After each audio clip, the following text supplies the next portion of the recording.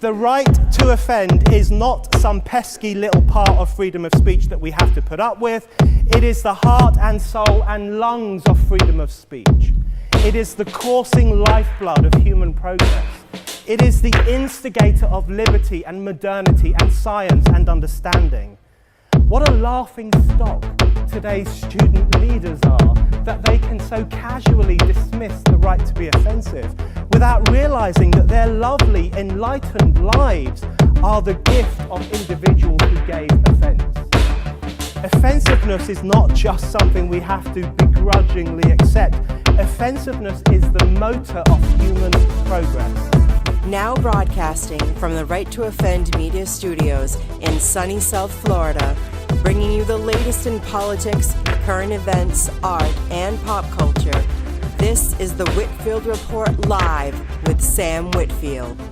But giving offense is good. In fact, it's essential.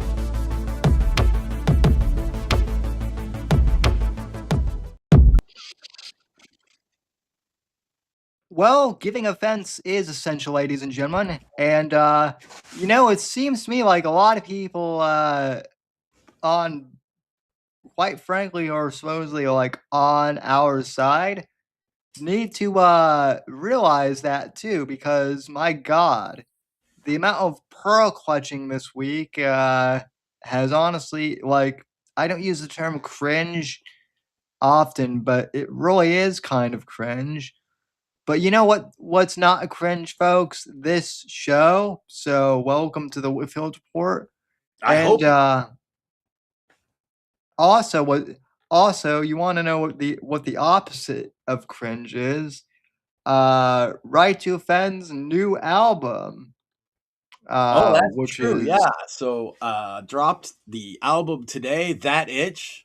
You can find anywhere, Right to Offend, That Itch on Spotify, iTunes, Apple Music, etc., pretty much anywhere they sell music.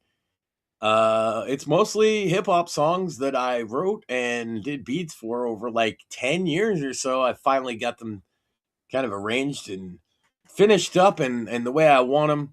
And so it's good. It's good.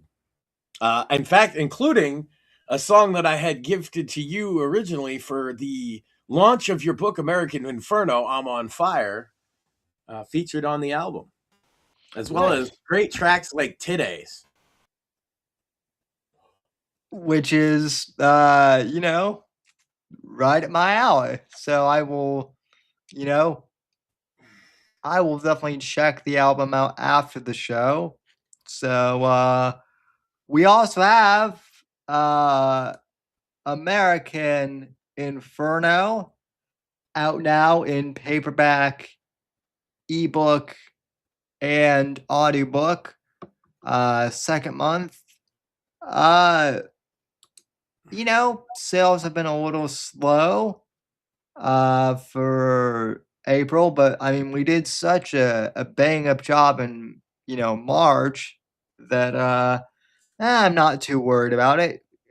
Great Mother's Day gift, believe it or not, and I can say that because my mom loves this book, and she's not one to say that just because she's my mom either. So also, if you'd like to learn Huge more, shout out to Sam's mom, by the way, because she's awesome. she is, and also huge shout out to Mr. Jacob Airy of Studio Jake Media. I was actually on his podcast. We recorded last week, but the episode got released today, where we talked about American Inferno and the Shadows of Deception series in general. It's only about 30 minutes long, so very quick interview, but still, if you guys want to learn more about American Inferno, check out that podcast as well. So it was great to be on his show, and we might be doing more collabs in the future. Who knows? So, but anything else to promo here on the front end of the show, ladies, gentlemen? No, just like I said, this is my first album launch in 20 some odd years, and quite proud of the finished product. And you can check it out anywhere music is sold. Right to Offend, That Itch. Right to Offend is sort of our band. Sam, you're in the band. You didn't have a choice, but that's okay. That's how a lot of bands work, Sam. I've I don't know I've if you knew no that. I've noticed You just that. kind of show up. Yeah. Now, It's like you were there, you're in the band. which instrument would we each play in the band? Well, you are actually featured on the record specifically talking to me about how Jeremy Quartering is a bitch because he says replacement words, which is fitting because his downfall's been hilarious. As a side note, just scrolling and seeing how I guess he flagged down like Warski or whatever, and Yeah, everybody's mad It's at him. hilarious. Yeah, it's like good riddance to bad rubbish. I hope people stop watching his grifting ass. He refuses to like talk like a normal person. He invented using replacement words on YouTube to such a degree that I can never not hate how corporate his ass is. But yeah, Facts. we were talking about that, and I cut that up and mixed it with the Right to Offend theme song that I have made. Not the one you just played, but the rap rock version, I guess, that my wife had worked on. And yeah, so you're on the album whether you knew it or not. well, that's Clean it up. awesome. It sounds nice. You sound like Sam. Well, My number one hit over on Suno includes you. Obviously, it's Burn to Brujas. well, I've become a musical star. That's So, right. and check out my music over on Suno as well. So, Yeah, I've and Maxine has a whole thing going on over at Maxine Sand on Suno too. And I'm obviously at Blame Max Sand. As with so all of this stuff, or Right to Offend, the band. yeah. So I was actually surprised, Sam. I looked into that because I was like, it can't be. Surely somebody has used this band name like a punk band or something. I thought, that's why I added media to the media company. Well, that and it's about media. But well, yeah, sure yeah. enough, Right to Offend is our band. And you can find us on iTunes, Spotify, Apple, Amazon, etc. TikTok even. Nice. Make you a TikTok with one of my songs. I would appreciate it actually. Funny how that goes. We are expanding our brand of Right to Offend. Tentacles of destruction to enact CEO Shmuley's final evil plan to elect him president and ruler of Earth. Well, that actually wouldn't be half bad at this point. Well, yeah, he benevolent ruler of Earth. Benevolent. Well, I mean, He will be super benevolent, Sam. well, of course. I mean, He's always been benevolent to me. he's always been benevolent to me as well, and very generous too. Right. So once he's supreme ruler of Earth, once this plan is finally completed, then he will be super benevolent, at least to me. Yes. And that matters. Well, yes, of course.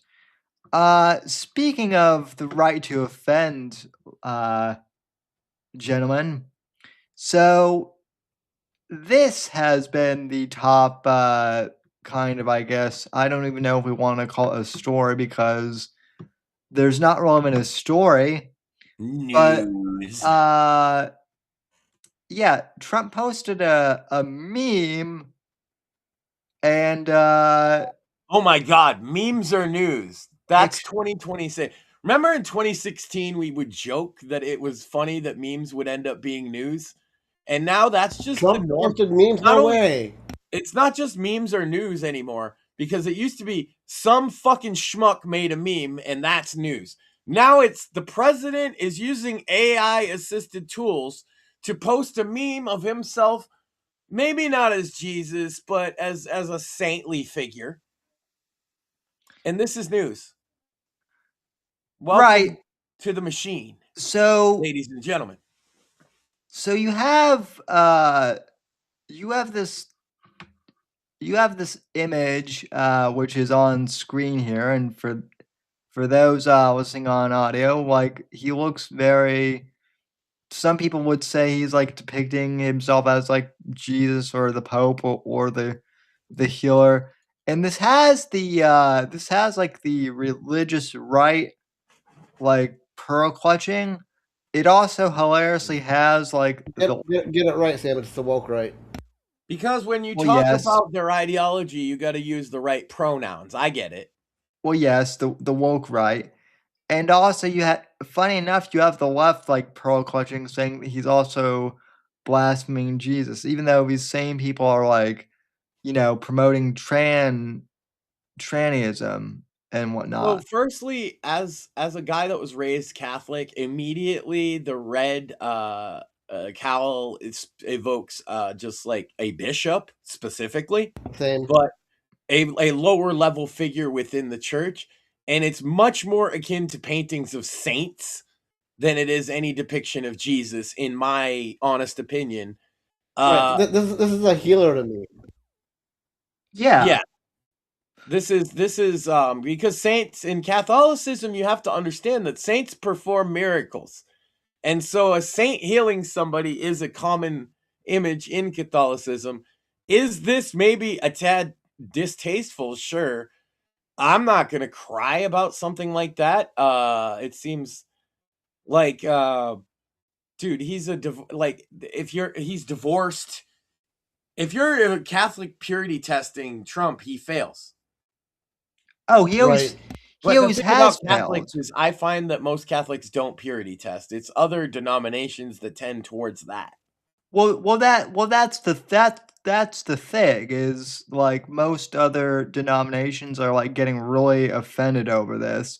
But don't Jo- most of them say you shouldn't depict anybody at all like that? Like,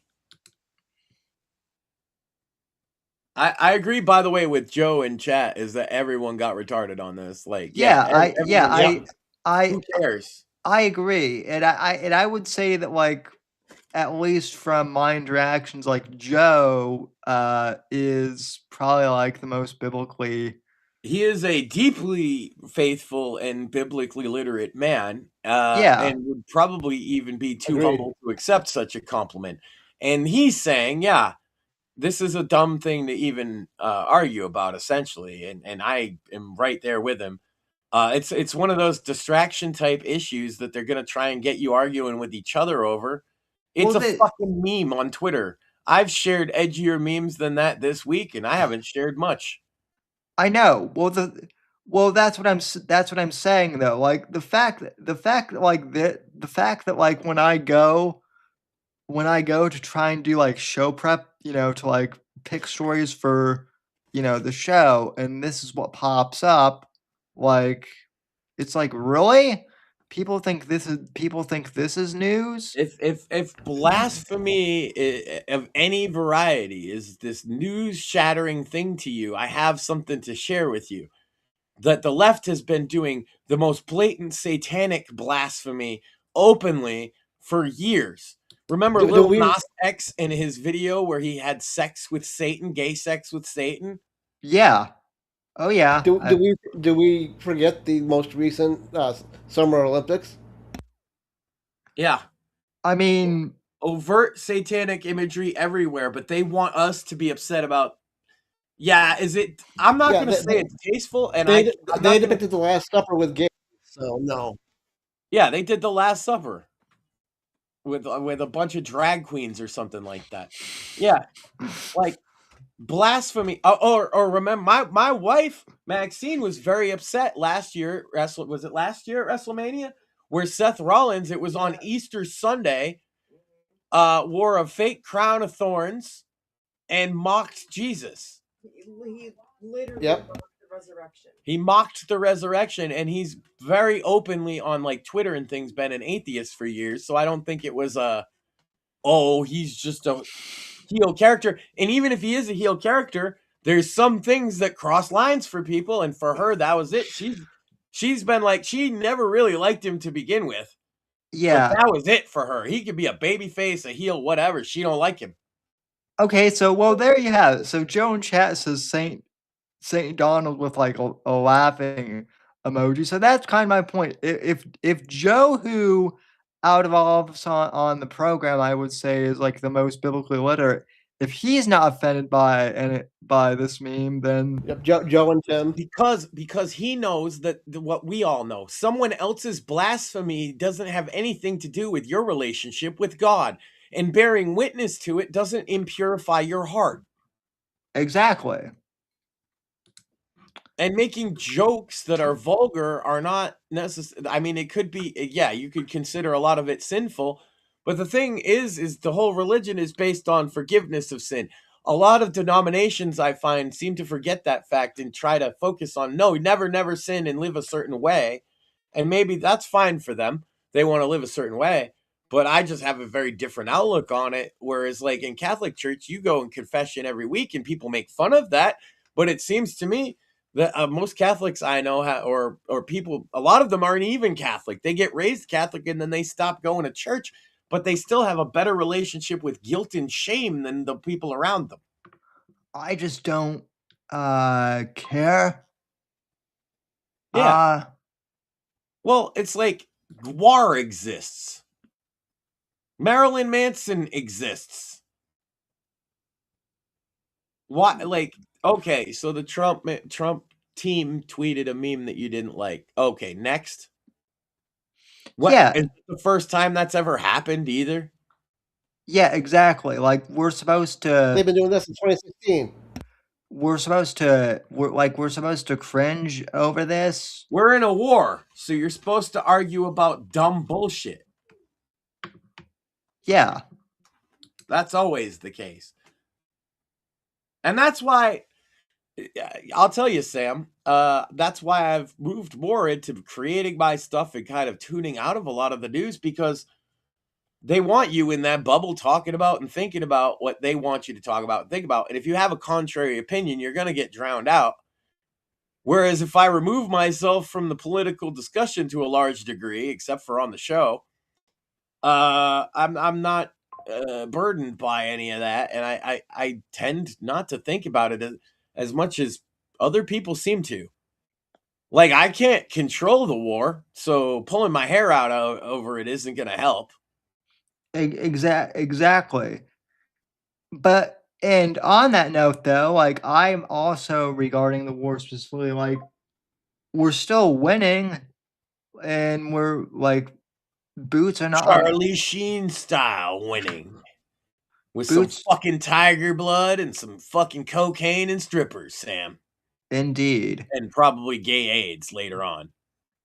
And Rumble is rumbling me, so I'll be right back. And yeah. That's dumb. Oh shit. He getting rumbled early tonight, brah. We in for it. Morpheus. Yeah, Can rumbled.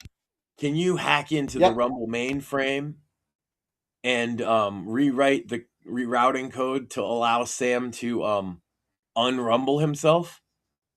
I wish I could. If I could, I would have fixed. Yes, Why did we yesterday connect your brain to a computer at all? for memes and shit? God damn it. They are good memes. I just wish you could also super hack. You know. I do too. We got the one robot, Sam, that doesn't hack. He more likes little known fact, Sam. People have asked me, what is the power supply for the Morpheus collective experience? And we couldn't figure out anything to get him to run off of except coffee. Yes. So he just kind of raw dogs coffee. Specifically, French press coffee. Yeah, he's picky about his fuel.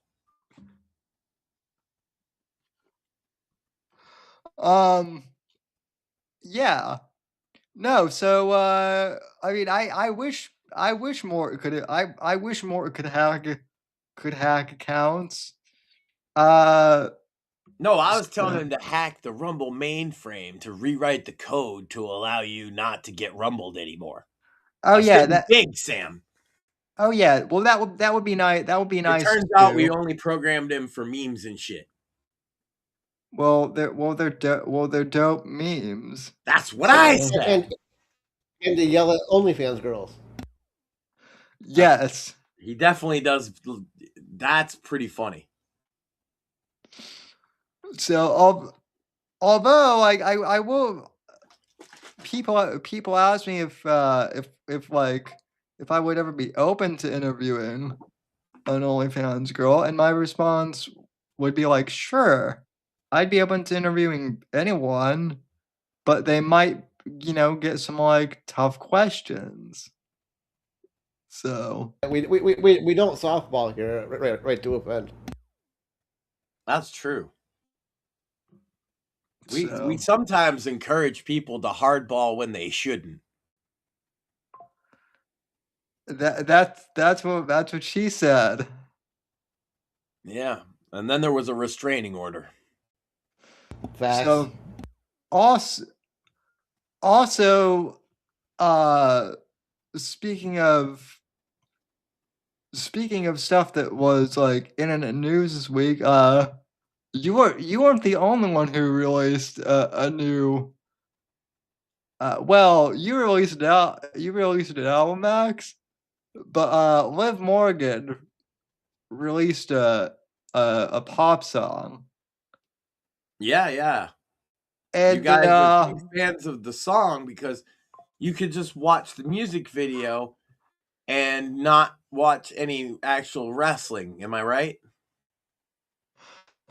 I'm sure you're also big fans of it musically, like the style, tone, tempo, instrumentation, all that.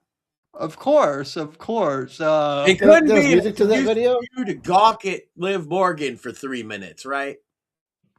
No, absolutely not. There's music to that video? Sam. So, Speaking of women's wrestling, what do you think about La Catalina showing up in AAA, huh? yeah, that was interesting. Was it? So, Big. Yeah. It's like when I'm excited for that big match. mm-hmm. I did see that I'm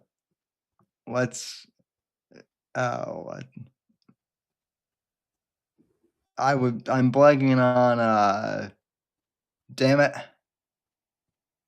Peak hosting there, Sam. Yeah. Peak started thinking about Liv Morgan and he forgot how to talk. This man has hosted a fucking podcast for 18 years and he thinks about that blonde chick and he just goes crazy. Listen, in 18 years I've seldom lost focus. So I'm allowed. I know. That's what I'm saying.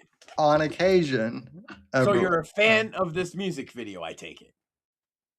I wouldn't say I'm a fan. I will say I love the fact that people are on Twitter dunking on how bad it is, because I feel like that was intentional. Is it bad? I don't know. I thought it was I guess all modern shit is a little slop like.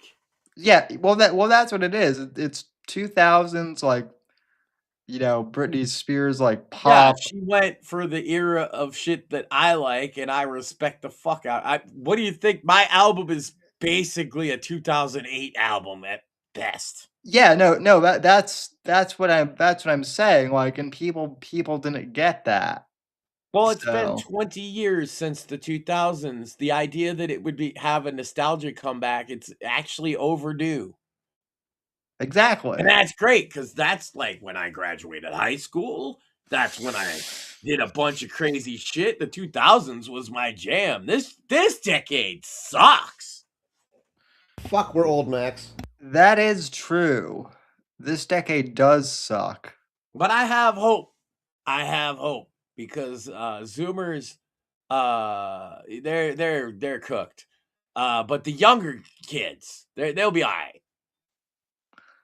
Yeah. Yeah.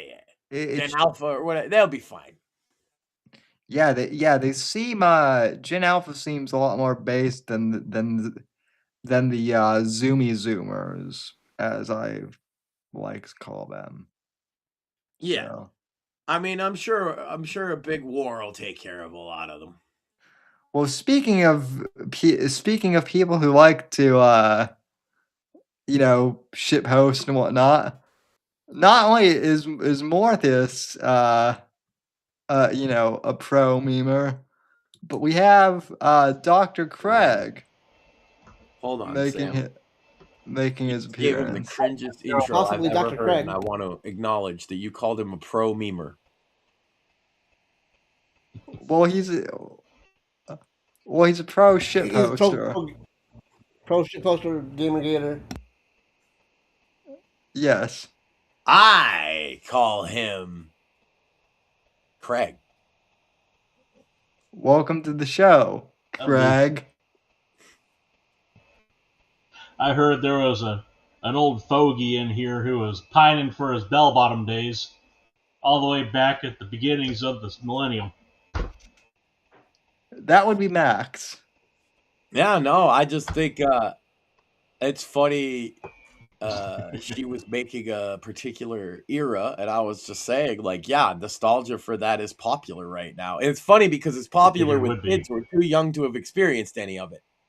Well, I grew up back in the 90s listening to stuff on the radio that had nostalgia factor for 20 years prior, 10 years prior. Fair enough. 90s kids sweated the 80s for a long time, and then like 2000s kids have sweated the 90s for a while, so it's kind of expected.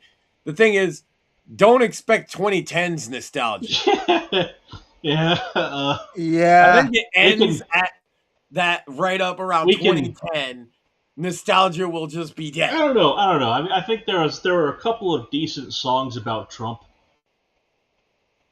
For and against the guy. I think that was possible. All the celebrities singing back then and during COVID. All the memes are like cringe. Well, I was just saying, I was gonna say that all the memories of that can all go to the dump. My favorite bit of media, and I still think it's underrated from that era, is the 4chan shitpost cartoon Murdoch. Uh-huh. It's funny as hell. And somewhat insightful in some cases. And then other times they're and other times offensive. your words need to be chosen carefully. Yeah. Other times then they're doing awful things, and you're like, oh yeah, this was made by crazy people, but it's funny, and I'm all for funny. Like, I mean, now I'll say 2020's nostalgia is looking up when you got shit like the JD Vance show out there. You guys seen the JD Vance show? Yeah. Well, we talked about that briefly last week, and well, it's You're not a fan, Sam? It's a thing. I thought it was very funny. No, it's funny. I mean, are we talking about a Vance show that's in kind with it do be like that, or what? Yeah. Okay. Instead of making the Will Stancil show as expected, she put out one that's the JD Vance show, and it's very critical of Trump and their foreign policy. Okay, that's funny. Well, look, here's the thing.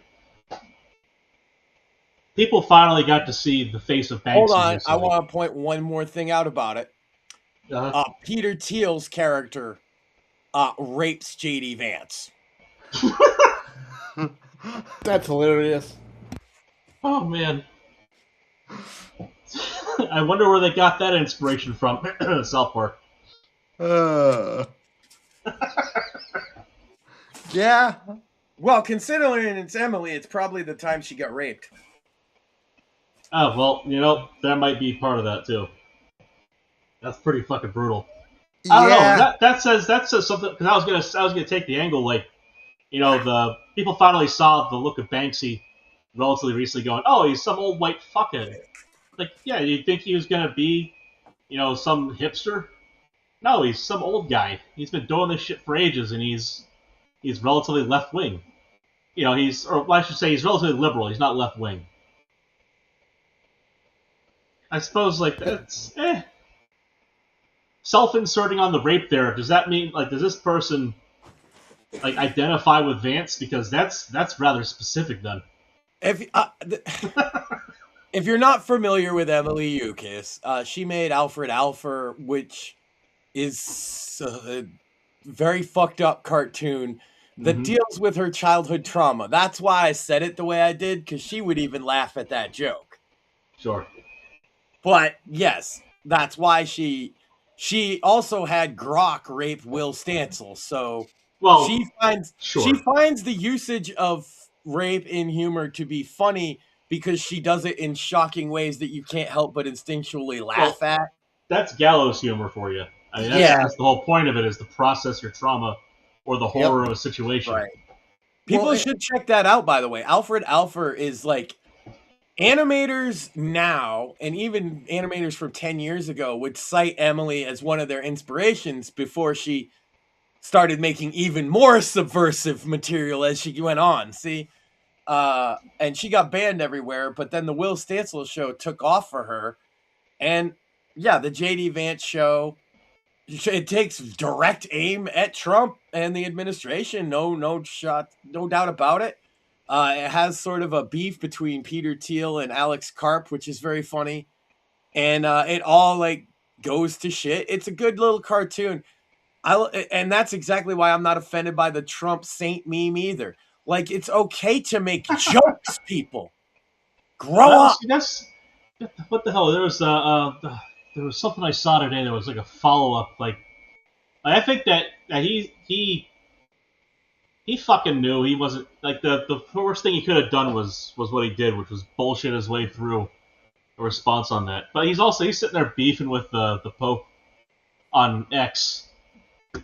Sorry, via Truth Social and X, rather. Like, come on, man. Well, people are like, did I vote for the president to yell at the Pope on Twitter? And I'm like, I fucking did. Kinda. Right? Yeah. I sure as fuck did. Well, I mean, here's the thing. Like, look at it's a funny joke over there. I've been yelling at the Pope on Twitter myself for so long. It's nice to see somebody pick up the slack. Well, it's a funny thing over there. Like, and it's entirely because of the scale of the place and the tourism that's involved. But, perhaps the Vatican can clean up the crime in Vatican City before it starts crying about America while ignoring 42,000 plus dead in Iran. The per capita crime rate in Vatican City is way higher. Yeah. And again, it's an artifact of the popularity of the place. It's a small place with a lot of tourism and a lot of dumb shits that come through the doors.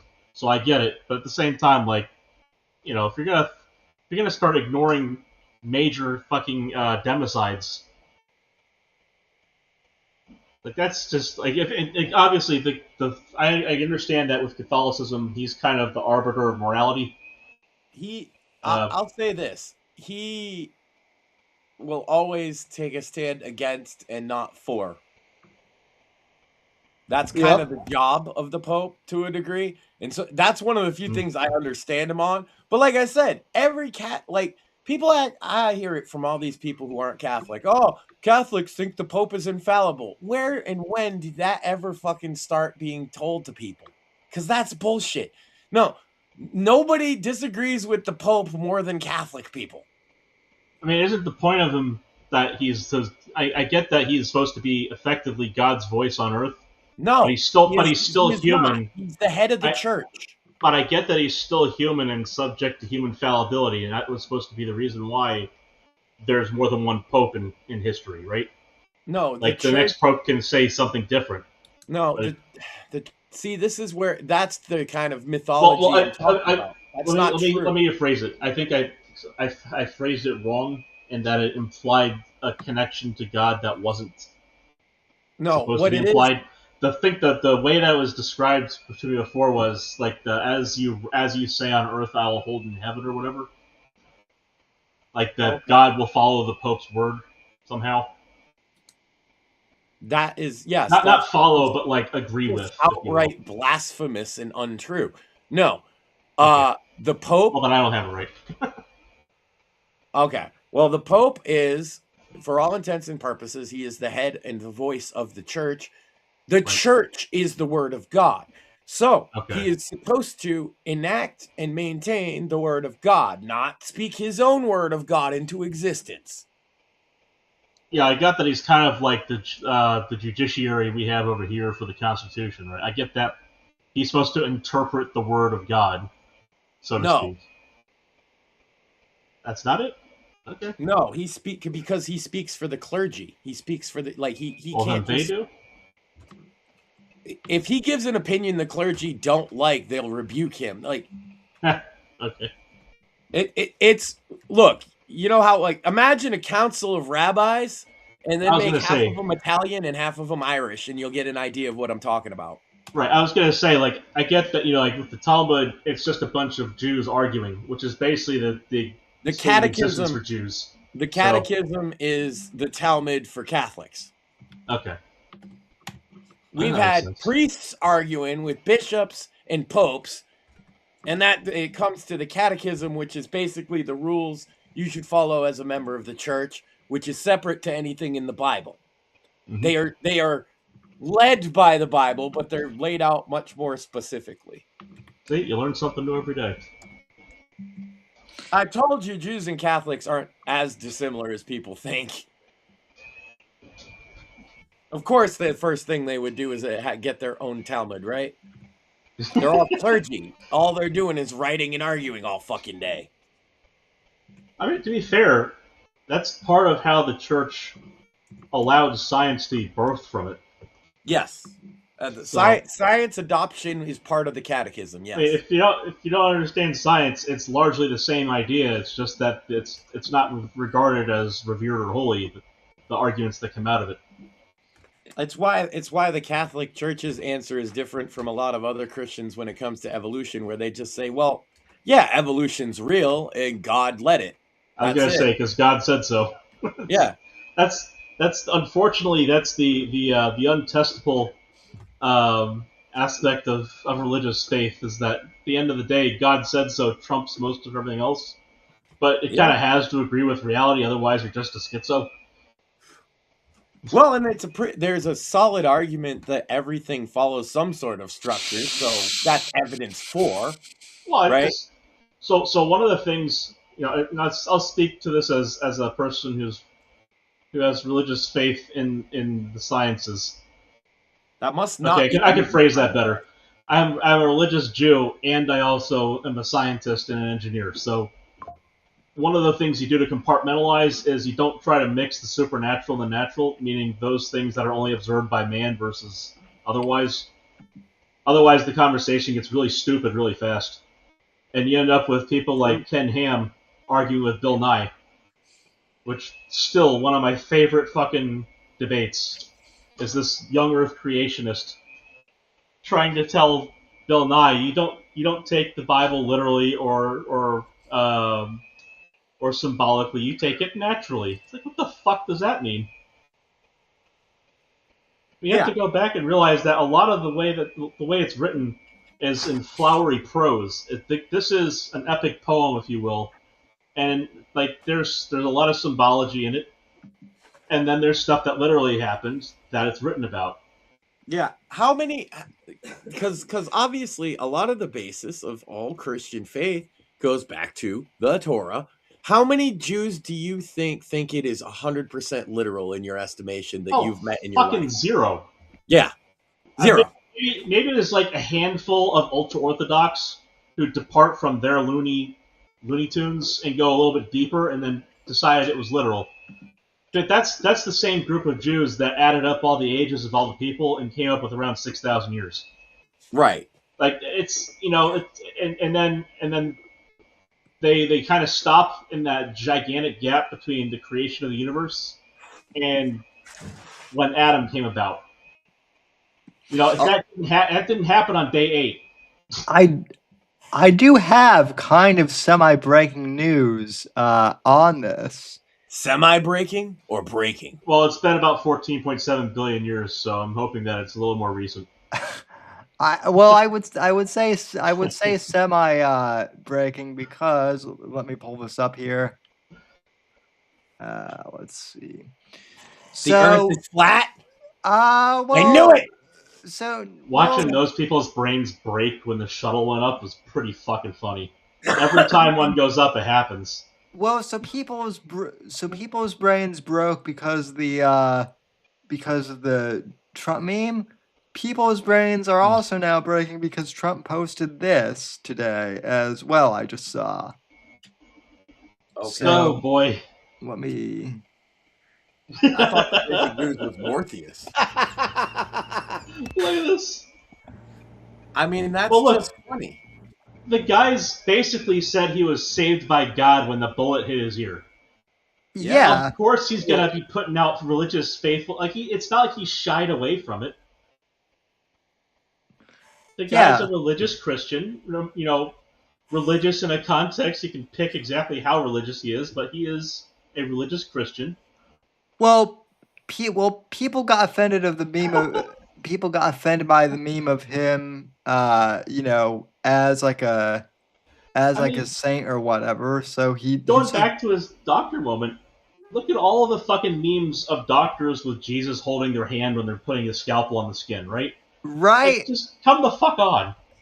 Yeah. I like what Joe said in chat there. He said, the Bible isn't a science book. It's a book about faith. Exactly. That's fair.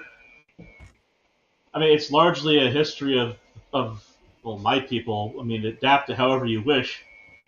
But like it arrives at and then go past through the rest of the books that come after in respective faiths. It's not supposed to be a historical aid or a technical document. It is very much about faith and, to an extent, the organization about which you bring religion. Yeah. Like, there's a lot of legalese shit in there, as well as the story of the people and a lot of parable and a lot of allegory. Yeah, that's why like I mentioned the Catholic Bible not being the same as the King James. Part of the reason for that is like we do Maccabees and Jubilee and all that stuff. Mm-hmm. Yeah, the Apocrypha varies between them. I know that much at least. Well, it's not considered Apocrypha in Catholicism. I guess that's that right word for it. The Council of Nicaea, having been part of the Catholic Church, they're all deviating from what is the canon. See, right. So I know there was like 2 or 3 schisms. The original Nicene canon included all these books, so that's why they're in there. It was actually Martin Luther's movement that stripped a lot of that out. Yeah. Because, frankly, because he didn't like Jews very much. Yeah. He wrote a book about Jews being a problem, so that's not exactly a secret. Martin Luther didn't like Jews. Yeah. Some people would say a lot of the New Testament is if you're looking about Jews being a problem. Well, but a lot of those people are also people who follow a gay pedophile, so I don't really worry about that. It's just interesting that all the ones he decided were no good for his version of the Bible happened to be from what we call the Old Testament, and they were prior to Christ writings, and he just didn't consider them to have any value. And I'm like, if you've ever read through Maccabees or the Jubilees or anything like that, yeah, they do have value. They're at least a good read. I mean, Maccabees in particular has important faith and historical importance, and I would recommend somebody read it. But Martin Luther thought it was garbage. And he knows better than the church and the Council of Nicaea. And so everybody gets to call me the blasphemer. Well, oddly enough, that's an equally valid criticism of Trump right now.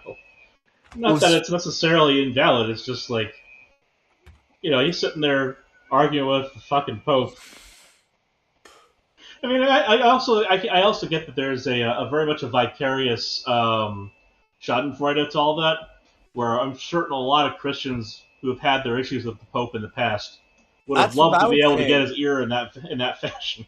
I voted for yelling at the Pope because I yell at the Pope on Twitter. Now, Yeah. do I think it's going to accomplish anything? No. But it's But- funny. It's But- funny. I got a president yelling at the Pope on Twitter. That's a W. Well, I've got a president yelling at people that I've been yelling at for like months now, and people are also pro. So this is why. This Didn't is he why. call Fuentes like a troubled gay kid that one time he met Fuentes? I mean, like that. troubled Well, is that, but also, and I know. I mean, he breaking is. news, Sam. The drug addict Clavicular OD'd in a nightclub. Go ahead. I feel bad for him, but at the same time, he's from a group of people that beat themselves in the face with hammers to look better. Oh, he. Yeah. Oh, I can't really I recommend that anyone I follow hope their that- advice in anything. I hope that young man finds God. So I did a show Yeah. about this on Monday, but I wanted to get your reactions to this. I actually want to read this out loud because I tried to read this out loud and I failed miserably on Monday because I could not stop laughing. All right. So Go for it. I'm going to Approve. try and read this, but there's no guarantees that I will be able to keep a straight face reading this because Uh, because a certain section of the internet is like laughing at this like I am, and another section is crying The about cripple has a this. straight face. What? all right, President Trump, you go ahead. You read this for us. We need to Okay. hear it in your voice. Okay. President Trump on Truth Social, and this is from last Thursday. I know why Tucker Carlson, Megyn Kelly, Candace Owens, and Alex Jones have all been fighting me for years, especially by the fact that they think that it is wonderful for Iran, the number one state sponsor of terror, to have a nuclear weapon. Because they have one thing in common. Low IQs. They're stupid people. They know it, their families know it, and everyone else knows it. 2. Look at their past, look at their record. They don't have what it takes. They never did. They've all been thrown off television, lost their shows, and aren't even invited on TV because nobody cares about them. They're nut jobs, troublemakers, and will say anything necessary for some free and cheap publicity. Now they think they get some quote unquote clicks because they have third-rate podcasts, but nobody's talking about them, and their views are the opposite of MAGA, or I wouldn't have won the presidential election in a landslide. MAGA agrees with me and just gave CNN a 100% approval rating of Trump. Not hand-flowing fools like Tucker Carlson, who couldn't even finish college. He was a broken man when he got fired from Fox, and he's never been the same. Perhaps he should see a good psychiatrist. Thank you, President Trump. I've been suggesting it for months. Or Megyn Kelly, who nastily asked the now famous only Rosie O'Donnell question. Or crazy Candace Owens, who accuses the highly respected First Lady of France of being a man when she is not, and will hopefully win lots of money in the ongoing lawsuit. Actually, to me, the First Lady of France is a far more beautiful woman than Candace. Crazy Candace, Sam. In That fact, bitch is just crazy. it's not even close. or bankrupt Alex Jones, who said some of the dumbest things and lost his entire fortune, as he should have, for his horrendous attack on the families of the Sandek shooting victims, ridiculously claiming it was a hoax. I love how he takes every cheap shot possible here. Me too. It's fucking great. These so-called And folks, this is also why I'm convinced that someone in the White House listens to this show, listens to our show, and relays it to Trump. This is the exact same shit that I, for one, have been ranting about for fucking months. Years, actually. Crazy Candace is my new favorite nickname ever he's given anybody. Years, actually. Continuing on, these so-called pundits are losers, and they always will be. Losers. And now fake news, CNN, the failing New York Times, and all the radical left news organizations are hailing them and giving them positive press for the first time in their lives. Also true. They're not MAGA, they're not MAGA, they're losers just trying to latch on to MAGA. And here's my favorite part. As president, I could get them on my side anytime I want to. But when they call, I don't return their calls because I'm too busy on world and country affairs. And after a few times, they go nasty. Just like Marjorie Trader Brown. But I no longer care about that stuff. I only care about doing right for our country. That is about winning in strength, not allowing Iran to have nuclear weapons. MAGA is about making America great. And these people have no idea how to do that. But I do, because the United States of America is now the hottest country anywhere in the world. Ba ba ba ba ba Iran. Sorry. And seed.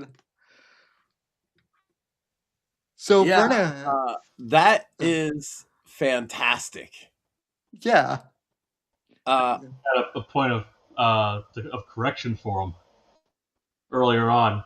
He says that they're so low IQ and they know it. You have to have a certain level of intelligence to understand it. Like half of this post would have been moot if he'd figured that part out. I guess he doesn't deal with enough stupid people. No, well, you know. Sometimes it's not about efficiency. Sometimes you gotta chew some motherfuckers out.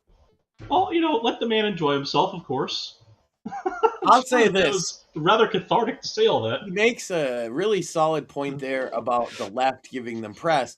I want to point out another case of that's a little closer to our wheelhouse, Sam. All the edgy leftoids that I follow, because I do and have been looking at, are now fans of Fuentes. The left, the far left seems to just love Nicky Fuentes, and it's fitting considering how homosexual he is.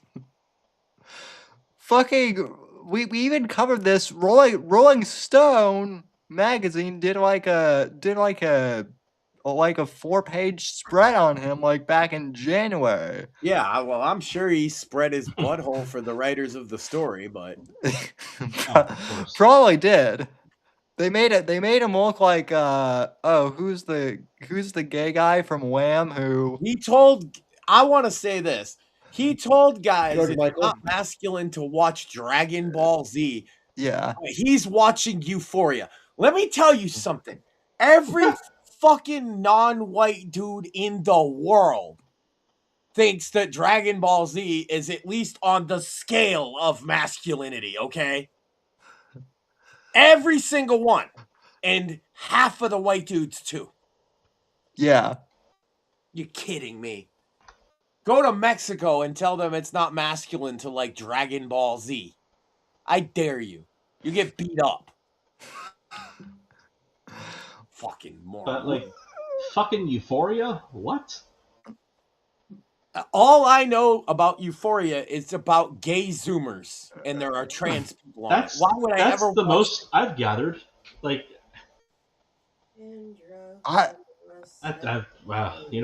not my generation, not my problem at this point. I've never. It's like Zoomer 90210, So it's got trans and gay stuff in it. I get that, but Dino 2 wasn't for me when I was in the demographic for it. You get Right? It's drama. It's TV drama bullshit. But Dragon Ball Z will teach you how to be a man to some degree if you don't have a dad. You just be like Goku. Be retarded, but be good. Retarded but effective. That's right. You work hard and you do the right things. It's okay to be retarded. Goku taught everybody that it is okay to be retarded if you work really hard and your heart is good. Yeah, if your heart's in the right place, and somehow you fucking Rube Goldberg your way through. You know, I would say he started his life with a massive head trauma that fucked him up, different than every other Saiyan that exists. You know what? He's like Ernest. He's fucking Ernest. Oh, and if you find a girl that feeds you, stick with her. Because Chi-Chi's badass. Yes. Right. Chi-Chi is the only person he's truly afraid of, and it's fucking hilarious. That's right. Hmm. Well, I don't know. He gets a little scared of Bulma sometimes. True, Bulma but can he be knows he scary. can beat her up. Yeah, but He doesn't know if he can beat up Chi-Chi because he lets her win every time. He actually never knows what her true power level is. that is true. And see, So- if you can learn all this and more, what do you learn on Euphoria? How to do fentanyl? Well, that's The- not exactly a life skill, is it? In Yeah, 2026, that might be more useful than you think. Well, if the war starts here, yeah, I guess. Does it teach you how to huff galaxy gas? This is important, Sam. I've never seen you. I've never seen Euphoria. It teaches you how to do the hormones. Well, they clearly It named teaches for- you how to do trans hormone shots. Like one of the first, because I tried Fucking watching wow. the show because someone told me I'd like it, and like one of the first scenes is literally the tranny like injecting something into their ass. So one of the first scenes in the show is about trans replacement hormone therapy. yeah, you know right away that Fucking hell. Jules is trans. What's the first scene in Dragon Ball? I think it's like a fight with him and Piccolo. Much more based. Also, Max, before I read the Trump post, did I hear you say that Clavicular OD'd? Yes, so he was He did. live Yeah, streaming at a club somewhere in Florida. I forget the exact city he was at. But he was cursing And, our state. He had been taking some type of drug. He was like doing the thing where it's like, dude, I feel so good, and then he was like, I don't know if I feel so good, and then he was unconscious. Yes, dude, I feel so good. Dude, I feel so bad. Dragging him out to an ambulance too. They live streamed the whole fucking thing. Oh I'm God. glad he did not die, Sam. I want to say that first and foremost. But I Yeah. hope if in any way this message could get along to the man, Clavicular, you're young and you have a lot of money and a huge future in front of you. And And people you're actually give throwing a it away shit. to look in a way you think is cool. And you really should stop now and find a better path, young man. Yeah. That's The- all. The Yeah. fact that they live streamed him like being dragged out to the ambulance, though, I mean, Play that Shows for how him every much they day care in about the him. hospital. They farmed their so-called friend ODing for content, Sam. They're Yep. disgusting for doing that. Well, frankly, I think they might have done him a favor because I think that should be played for him every day in rehab. Yeah. I agree. Seriously, I hope that will get him over the hump. He could have died. I hope he gets the help he so desperately needs, honestly. Like, making fun of him at first is one thing, but obviously this is a troubled young man, and it's sad to watch a young guy, he's like 19 or 20, crash and burn like Fucking this. hell. It's awful. Yep. It's young. I always just say that like reality TV in the 2000s was, cringe, but like I don't know. Clout streaming is far worse. Yeah. Yes. Like Because the Absolutely. camera doesn't usually turn off a lot of time when they do the IRL stuff. And IRL Yeah. stuff has the unpredictability of being in real life. And so that's why you got like people getting in fights. Now you got a guy who openly advocates doing drugs. That's not a secret. Clavicular says you should microdose on meth. I'm not Well, sure what drug he was doing. The estimation a lot of people say is fent because it happened quickly, but who knows? I'm not a doctor, and I doubt they give out his medical report or anything like that. But he's already been arrested for drugs. He's been in multiple altercations that ended in Didn't he violence. hit a guy with his car? Arrested. He's on a path of self-destruction, and it's just sad to see because clearly he has a charisma and people like to watch him. And it's just it's unfortunate to watch somebody You like know- him crash and burn, and it could be easily stopped. well, So, like to watch him. The question for me is, tough. do they only like him to watch the crash and burn? That's what I was going to point out. Is that's not necessarily a metric to point out he has a fan base of like real fans, because like we know people, or we're acquainted with people that are watched purely because they're in a long-term spiral. yeah. Like, I mean, well, fuck. Look at Jeremy right now. Like, what the fuck is he doing, right? Yeah. Like that. Yeah, I mean, that's alcohol and whatever the fuck else he's on, talking most of the day for him. Well, and we mentioned I mean, just like a few years ago when I first met you, Craig. I mean, Ethan Ralph was the one who was I mean, Ralph, let's be fair, has never stopped spiraling. But well, he is limited by the fact that he doesn't get any cash flow. Clavicular has enough money to do dumb shit. and he has been, and he's gotten arrested. Yeah. I believe he shot an alligator or the corpse of an alligator. Yeah, he and his buddy got fined or whatever for shooting up, assumedly the corpse. It could have been a live alligator that was stunning, but who knows? It's dead now. Yeah, and he hit a guy with a car, I think, right? Yeah, that was the first time anybody had heard of him, or at least we did. He hit a guy with a car. There was another altercation at a nightclub with him, and I think at least one other person. And there's several things, but then he got arrested for drug possession like a month or so ago, and he's out on presumably probation or pre-trial bail or whatever. It's you just hate to see it because drugs seems to be a driving factor in all of it. And yeah, there are people watching this man spiral out and do drugs and they think it's fucking hilarious. And I don't know, I just I feel like shaming that culture is the only thing I can do. Well, the worst part is sorry, go ahead. All I was gonna say is this is one of the big problems with like influencer culture, just in general. We've talked how much we hate influencer culture, and I actually think Steve, Craig's co-host on the Fake and Tile podcast, summed it up pretty well when I was on there a few weeks ago.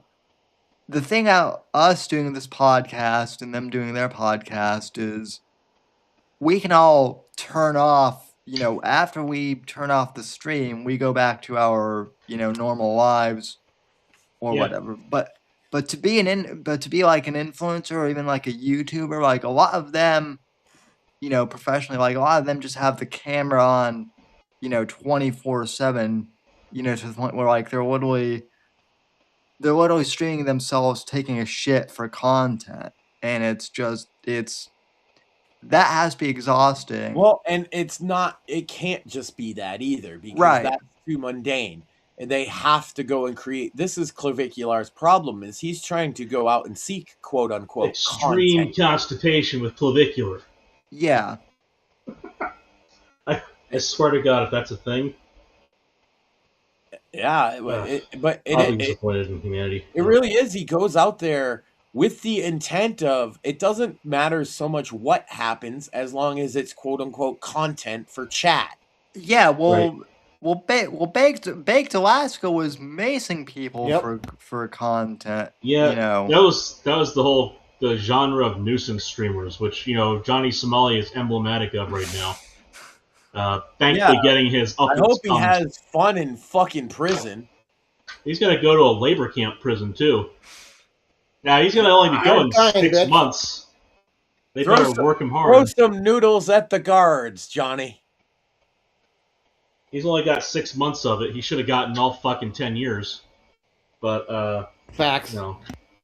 Like, just how many times can you get away with mocking the people who are deciding where you're gonna be for the next however long? Before, like, it never dawned on him.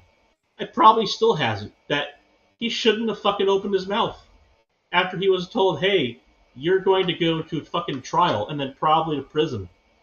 Like, that's the point to shut the fuck up. Yeah. Mr. I'm a U.S. citizen. It's like, you're in their country, man. The best option is you get sent home. That's not the worst option. That's the best option. Good God. Almost universally, yeah. I mean, with few exceptions, maybe the UK and well, fuck France. I mean, I'm not going to use them as an example either. Like, there's a few European countries you could probably be a bit of an ass and like still get the slap on the wrist and finish your vacation. But like, well, it by and seems you large- could get away a lot at Little St. James. yeah, that's brutal. Sealand is a better example than Little St. James. You can get a lot, get away with literally everything at Little St. James. That's right. I'm pretty sure it's difficult to not get away with a lot there. In fact, that would Think probably about be that. getting away with something if you didn't get away with something there. That's why he didn't have to advertise. It sold itself Right. to freaks, man. Come to Little St. James, you do whatever the fuck you want, man. They're like, yeah. That's Let me pay you all have the to money in ask. the You world. don't know. Let me What's let his- this guy manage my entire fucking financial portfolio so I can go to this island where it's just a party all the Isn't that time, fucked? man. I wonder what's going on over there, huh? Isn't that fucked up? The price of autopilot finances is you are required to start diddling children. It seems like when you get to a certain tax bracket, it's just you got to file your taxes, and then the line on the left is to go over and diddle kids. Yeah, but that's what a CPA is for. No, not the diddling kids part, but the taxes. I was gonna I suppose say you probably use the same acronym for apologies both. to all the CPAs out there. Well, that's the problem. Is it's probably the same acronym for both. The Yeah. child-friendly advocates. We'll say that. Yeah. But By the people, Sam. Anyway, by the way, happy tax day, ladies and gentlemen, and fuck the IRS. Did you see that stupid tweet that was or post put out by the DOJ?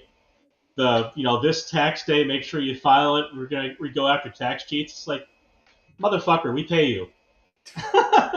You're right now effectively woke scolding your fucking employers. Like, be lucky that we don't know who your fucking names. Like, it's impossible to get some asshole fired in the federal government, but you can do it. I want to take this moment to say that Sam is completely wrong, and I think the IRS is great. They're wonderful, and they do a fine job. Absolutely. I think they can kiss the meat between my cheeks, man. Yeah, and that's your problem. You gotta That's what I pay them for. Finesse them a little bit. That's what I pay them for, god damn it. I know. If they're going to debase themselves, they better do it properly. Okay, you pay a hooker, but she still might kiss you. Now You look. don't pay her to have sex with you, you pay her to fucking leave. Yes. Either way. So no, we should have the external revenue service. Fuck this internal shit. We need to be charging other people. This is the whole thing. This is one of those great possibilities that Trump ran on. Yeah, You know, hey, we might do away with the fucking income tax. We might be able to skirt that amendment. yeah, that actually is like that actually was one of Trump's campaign Well, promises. he's gotten to the point where they're set up in a way that they can make an argument for eliminating lower tax brackets or reducing the progressive nature of the taxes across the board and drop taxes enough that we might start being able to ask that question in the next election again. Yeah, Like it's gonna take an Article 5 convention. We're gonna have to get to that point before we can get rid of it. Well, I think if we reinvest, see, here's the thing: is the low income tax bracket could easily be reinvested into the other tax that is generally for low income or low IQ people, which is gambling. And we'll still get that money, see? More casinos, more what's the apps that do that today, like Stake and all that? Yeah, we just need more gambling. Kalshi or whatever. We won't need taxes at all because the boomers will go and spend it all at the gambling things, you see? well, or they'll just go on DraftKings or whatever is the sports. There you go. DraftKings. We get all the Stake, all the betting apps. Yeah. We got to invest in that. The government should be running gambling. Oh, damn it, Max! I made fun of DraftKings. Now they'll never sponsor. Brother, we do have podcast. government-run gambling. One, it's called the government itself because let's be honest, it's a gamble if they're gonna do what the fuck we want. But two, they run the lotto. They run the state lottos.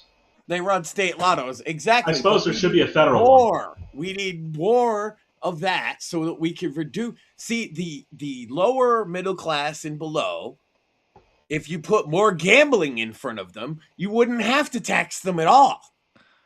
Well, what else? What else is highly taxed that they would like? And beer and cigarettes. Oh wait, they already do.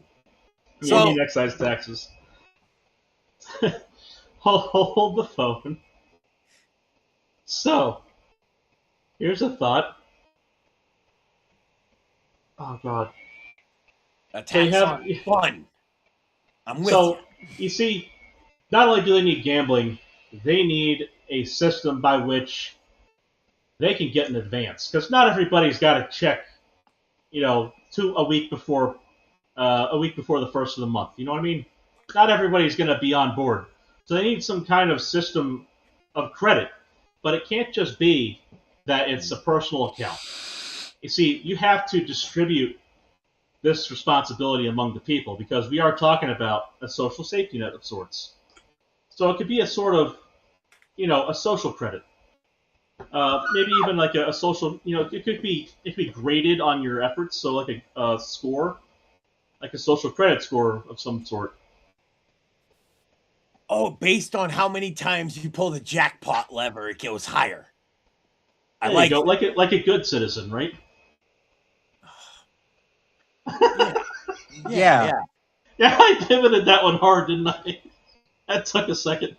You gotta pull the jackpot lever, and then you gotta go over to the blackjack table and say, "Hit me," and that's your requirement to take part of the program.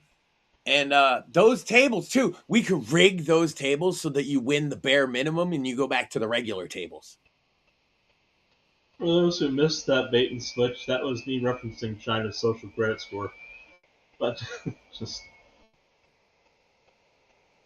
I'm sure you guys got it. Yeah. We can move on from it now. Oh yeah. I got it. The scary thing is there's at least one party, there's at least one side of the country who heard that and it's like, wow, that's a great idea. That's the same side of the would love country. If you said mandatory homosexuality would be like, yeah, let me think about that. That sounds good. Well, you see, there's the same people who would. It's one of those funny little things where there's a small difference that divides the ends of the horseshoe. You see, there's a group of people that would be very interested in having mandatory girlfriends. And then there's another group of people that would be very interested in having mandatory boyfriends. And it depends on who you are and how that affects you personally as to whether or not you're a communist or a fascist. Yeah, really, and then the really rest of funny us right are now. like, "Shut up, nerd." The rest of us are like, hop out of a helicopter, man. I don't care which one. Well, that's where it goes eventually. Right now, it's just annoying, and I'm we not call saying for without a parachute. We're like, "Oh, cops, stop these assholes from acting like assholes in the streets." But eventually, you get Pinochet. Yeah, I mean, that's the thing is people don't realize how quickly shit hits the fan. You know, the Bosnia meme was pretty fucking accurate. And they don't realize how quickly you hit the ground after being thrown out of a helicopter either. Yeah, terminal velocity is about 120 miles an hour. There's roller coasters that go that fast. You can feel the fucking back of your skull pressing towards the front in that headrest. And just enough time to think about it. Yeah. You get to recognize you are about to die, and then you don't get to contemplate it much, but you do get to shit your pants. Although, I gotta say, the Scarface version of it is much cooler, where they hang the guy out the helicopter. That shit, like, just for a visual, that shit says, we go hard as fuck. So what you're saying is we hang Hassan Piker out of a helicopter like that? I'm No. not saying that Don't waste Hassan jet fuel. Piker is a terrorist. I am saying that we might consider hanging terrorists. And if he so happens to be one, well, Exactly. that would be decided by a court, though, Sam. I'm an American, after all. Well, you see, he's not a terrorist. He just materially supports them, which, you know, also against the law. It's against the law. That one, to be fair, doesn't get you hung. No, it gets you put in a jail cell with someone who is hung. That's right. That one gets you raped. Well, he might like that though. He might like that though. We all joke about that, but then when that big, hairy cellmate who doesn't bathe very much looks across the room at them, they probably don't like it as much as you think. Even if they're... I mean, Chris Cantwell denies having had sex in jail in all his years there with men, but he says he had mad sex on the outside. And to some degree, I believe him, because I think that the caliber of men in there, I mean, at least by choice, the caliber of men in there probably wasn't the best pickings of society on account of its jail. Sure. Hey, man. For a gay guy, Let's Go to jail's Prison. not necessarily going to be a picnic in that regard. Hey man, Good. hey man, beggars cannot be choosers. Well, like, for example, what if you're a top? Exactly. Not anymore, bitch.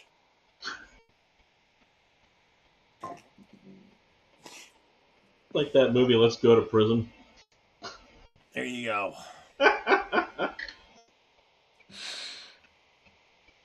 Hey, you know, it's I don't even know what my point was. That's right, because we veered off into prison rape jokes. It happened. I Communists, Sam. We were talking about how communists aren't actually people. Well, I mean that's kind of the overarching, you know, theme of the show, isn't it? Oh wait, no, we also included fascists. Fair. Well, yeah, let's keep it Well, going. Yeah. they're all socialists. Yeah. Right, yeah. Socialists, communists, fascists, whatever. Are you an American? That's my big question now. Like, I'll throw in the Canadians and most of the Brits and the Irish and are you an American? If not, I don't think I can trust you. And the good thing, Sam, is the Americans that you can't trust when you ask that question, they will either say no and lie to you and say they're not American, or they will say yes, but they're absolutely disgusted, so you can spot them immediately. Now, which one would you put all these grifters into like Candace Owens and Tucker? I think that we should have all right, you familiar with streamer houses, Sam? Yes, I am. Okay, bear with me. A streamer camp.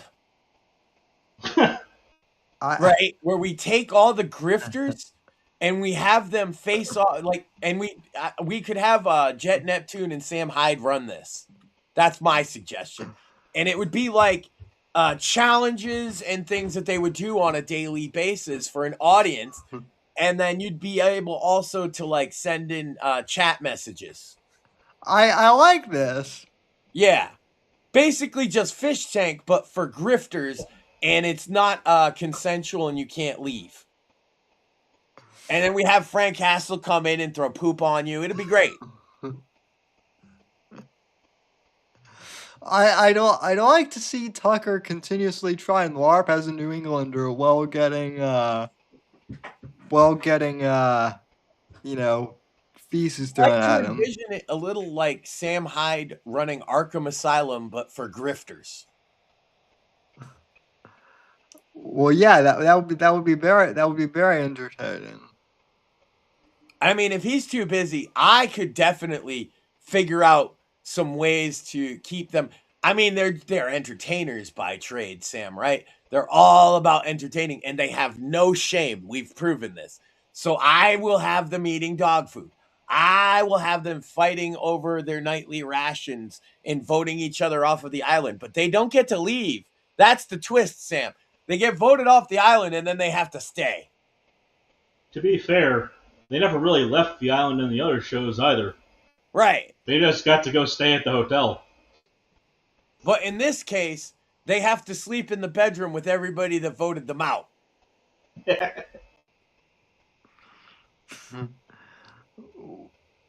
I would do all kinds of fun stuff. Physical challenges, boxing, kickboxing. We would have obstacle courses. Have you ever seen Double Dare, Sam?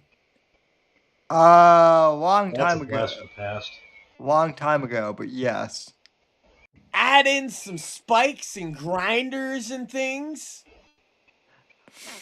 Oh dear God. Have you seen Tucker Carlson? That guy couldn't do one of those. Why it will sell, Sam. He might die. You put a cocaine bear after him.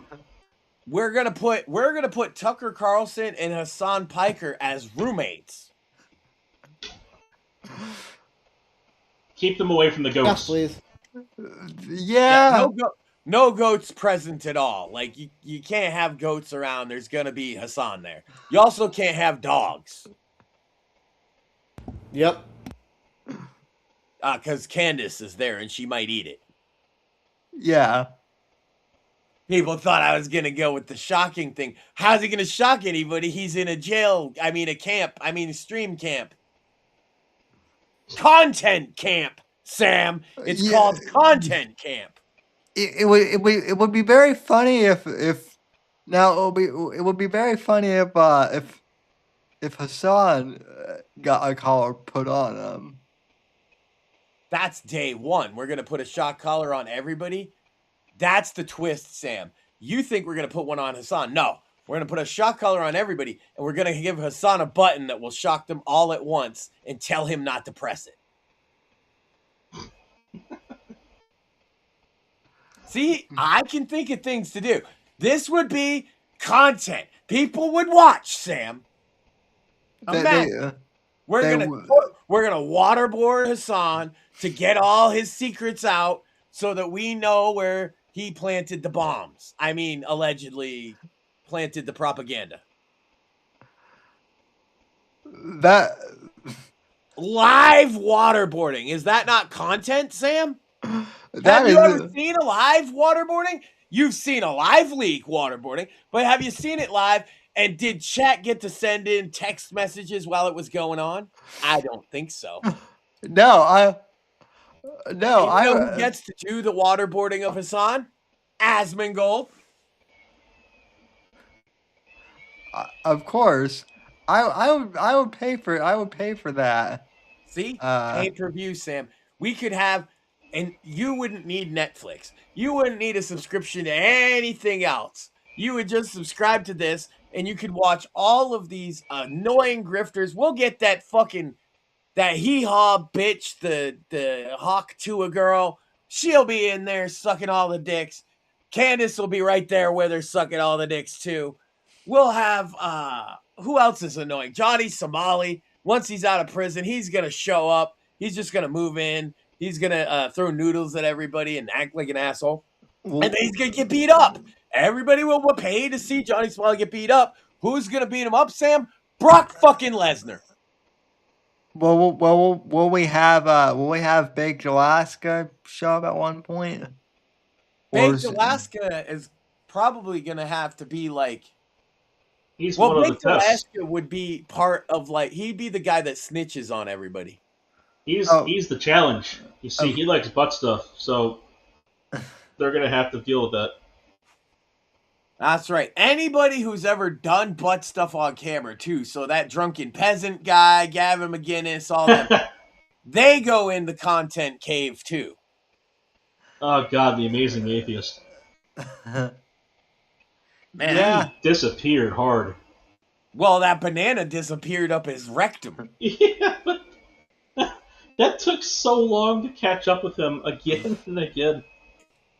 I imagine it took a long time to get a banana in his asshole. Why would you even?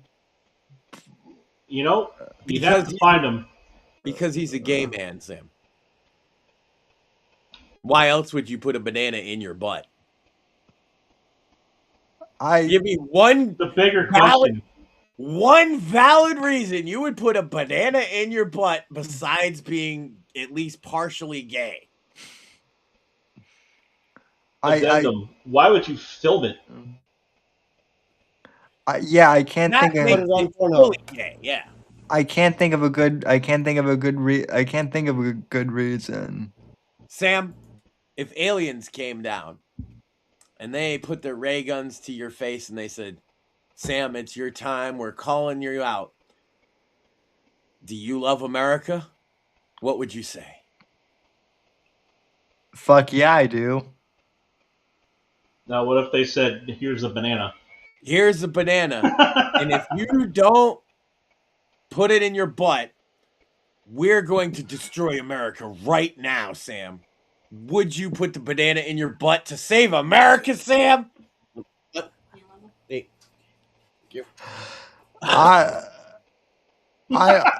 I would be. Now, We'd you know actually these are consider real this. aliens. You can't, there's no because it's a hypothetical. So that all bases covered. You know they have a doomsday device and it is pointed at America. And they have the power to do this. And the only way to stop it for some fucking unforeseen reason through the power of comedy, this is their request. And if you do it, they're going to leave. But if you don't, America is doomed. It all rides on Sam Whitfield's rectum. And how much potassium. Never mind. I mean, I guess when you put it that way, I would. I gotta give Shmuley credit on this one because the original is "Would you suck a dick for America?" But the banana in the butt works equally as good. But he got so many people with that one over the years because that's the trick, right? You're putting somebody on the spot. It's like, would you fucking do this embarrassing thing? And you're like, yeah, but I do love America. And I would be a big hypocrite if I said no. Fuck that That's shit. the point. That's easy. I'd take You the bullet, wouldn't man. suck a dick to save America? Now, there's Probably been a a good few. call. America's There have fucked been a right few now anyway. polls. There have been a few polls that have been put out on X recently involving some very disgusting options, and oftentimes they are framed with "gun to your head." I'm like, I've got option 5. I'm pulling the trigger. If it's the aliens, I'm pressing the button. I'm making sure that they're handcuffed to the fucking table to die with the rest of us. Yeah. Oh, well, I mean, in this one, see, I mean, death is the other option regardless, right? You're not just gonna... You're American, aren't you? You think you're excluded?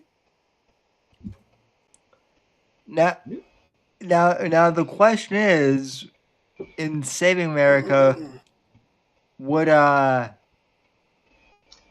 things like actually improve, or would they just stay would they stay However it improves, it Yeah. now has a recording of you putting a banana up your butt.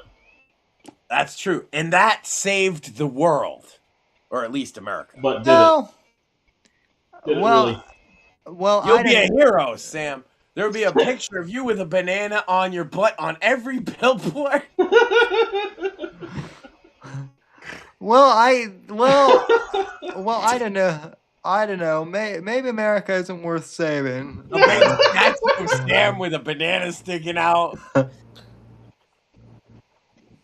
It's in downtown Times Square. He has to go to the opening. I get it. Never mind. You have gifs of that guy going, "It's peanut butter jelly time" everywhere. Now, Series named Banana Butt. now would Morpheus do that? Well, we removed his rectum. How else is he going to function as a robot in outer space if he has to shit all the time?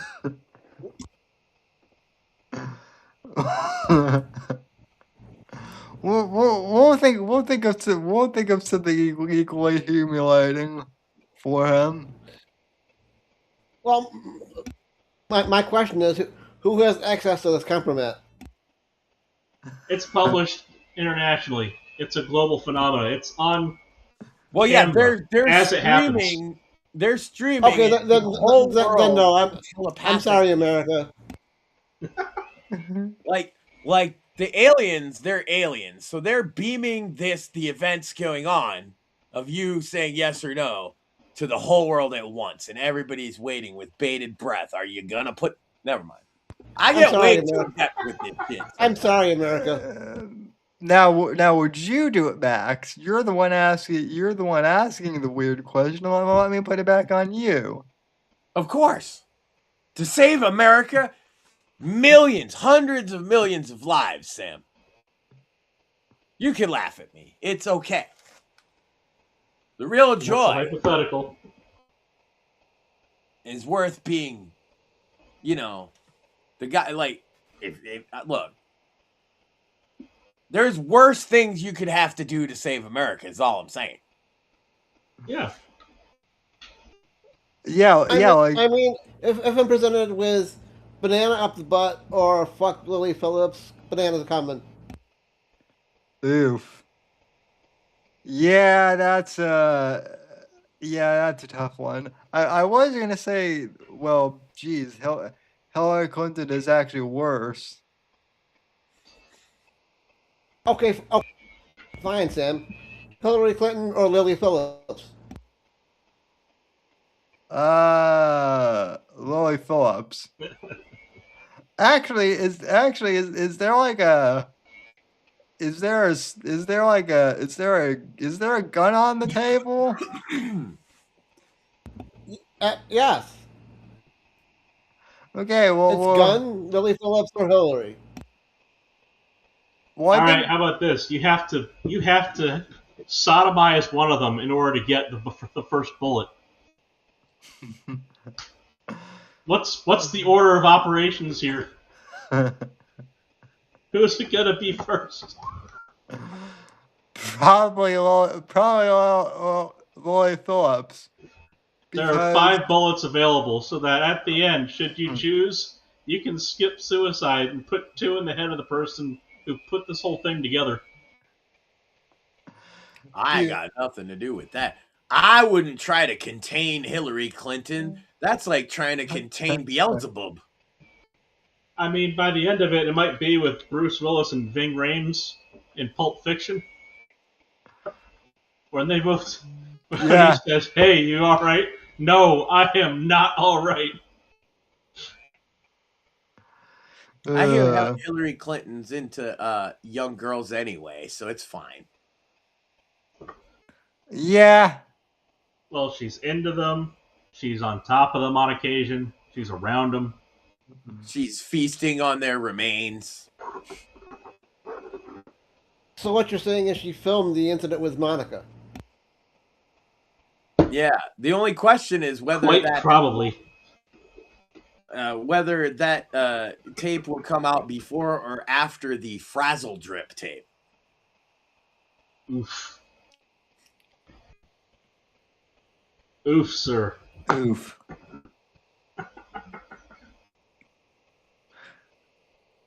I love that Pizzagate's not real, guys.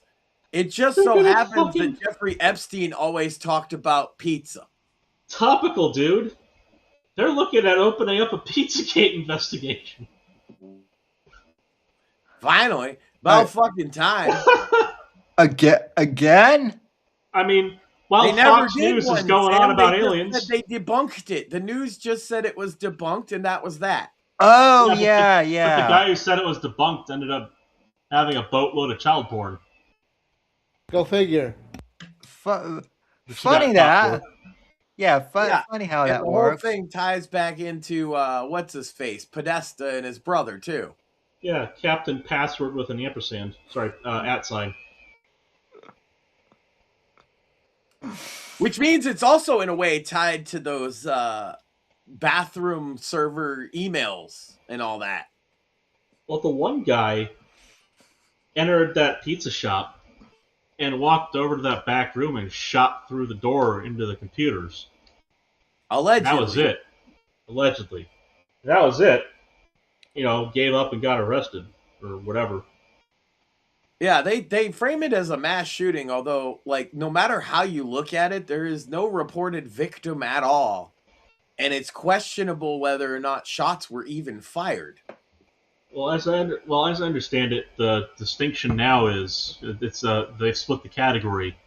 They have a mass shooting which involves more than a certain number of people, and a mass casualty event is where it's either 3 or 4 people are harmed.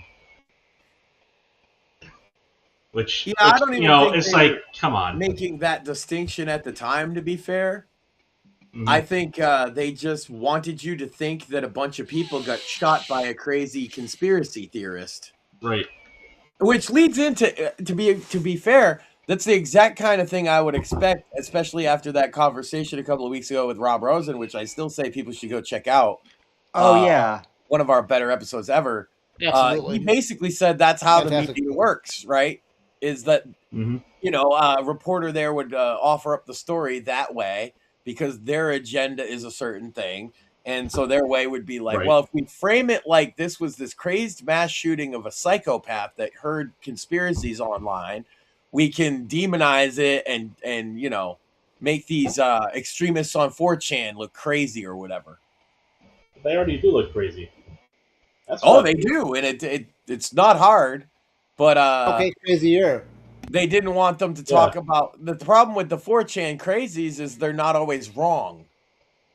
That's true. That's the real problem, that the 4chan crazies get stuff right sometimes, and they don't like that at all. It's funny because the 4chan crazies getting stuff right riles up the establishment more than Alex Jones ever did. Yeah. When the crazies on 4chan are right, they start freaking out. Well, that's how the whole QAnon thing started, right? Like like QAnon, from I remember literally started as like a shitpost joke from like 4chan. And then moderators on 4chan, they were behind it, and it spiraled out of their control. And then everybody started doing it real fast. And you say, "Who's Q?" And it's nobody. Yeah, that's the problem. And now my all it's bullshit. somebody close to the whole. They know what's up. Don't worry about who it is. Listen to what he's saying. It's a community scale Ouija board. And That's then- the funniest part of it. and then in 2020 I had my baby boomer neighbor like texting me, shit, and they thought Trust the plan. they thought that he was real. Well, And My I favorite feel is bad that for those people. JFK Jr.'s not dead. One. oh yeah, He's gonna come that back, run for president too, and somehow his politics are just the perfect politics of all time for you personally, whoever you are. I'm talking to. What an attractive theory! This mysterious figure that you don't know much about is going to come back from the dead and save everybody because his dad got murdered in the 60s, and boomers have a mythology about that. my The reality is JFK Jr. was a party animal playboy and really didn't have much politics, okay? Yeah. No, my favorite thing with that, Max, is that JFK Jr. allegedly faked his death specifically so that he could run as Trump's vice president in 2024. Almost a full 2 decades after his alleged non-death. Well, he planned it exactly like that. Because anybody could have seen that Trump was going to be president. Anybody could have seen that Obama was going to be president too, and then people might not like him very much. Yeah, it's amazing that people bought into that for 1 second, but it's like I say, there's a mythology about JFK, particularly among boomers, and anything that you can directly tie to him, they have an almost mysticism about it. So just the name JFK, you see they get this way with RFK Jr. in a lot of ways, right? And it's like that, and then half of them now they're triggered because he's a Trump guy. Yeah. So the Kennedy name holds weight for people, almost like a almost messianic figure to boomers on the left, especially. And I will say this, They're basically royalty. I do worry about that kind of I do kind of worry about that a little bit with Charlie Kirk, because I've seen a lot of these same people like trying to basically turn Charlie Kirk into like a saint, and they've said stuff like, well, he would have been like a future president of the United States, and it's like, well, maybe. Remember when that came up, Sam, and I immediately said he didn't commit any miracles. How could he be a saint? Can't they be posthumous though? No, you have to have done miracles. I guess the miracles could be posthumous, but the Catholic Church has to consider them miracles. Right. Yeah. That's what all I'm saying there is there's still a chance. Yeah, they won't do that. Almost certainly. Probably not, but like there's a chance. Yeah, but no, this whole it took them a long time to nominate Mother Teresa. That's true. And she was a cunt. Well, Yeah.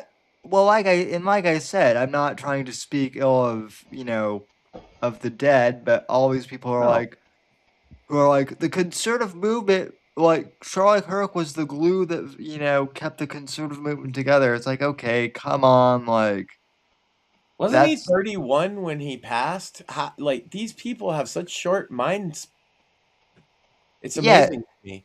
He's so young. He had a really good decade of organizing and pushing things forward and speaking. I'm not trying to downplay that, but they act as if he had been, leading some sort of movement for the longest time ever.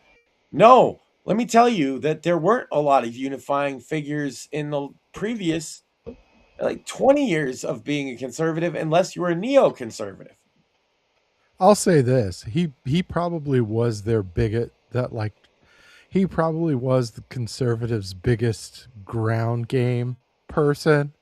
The organizing. That's why I wanted to throw that in there. Yeah, like I'd say that, and I do think that Erica Kirk is a royal fucking downgrade. Pardon my French. Royal wow. I mean, As long as you don't think she's a robot that needs to be stabbed, we're probably fine. no, I mean, I'm saying it's it's not good. And I'm not saying that Charlie Kirk was some great like saint by any stretch of the imagination, but like, man, Erica, it was like at least there was some sort of like moderate kind of draw. And I think Erica, like with Erica, it's like you could tell militant. it's very right, hard. Like, I don't want to say hard right, but very hard right. So like, it's almost like a pushing people away kind of thing. Like, I mean, shit.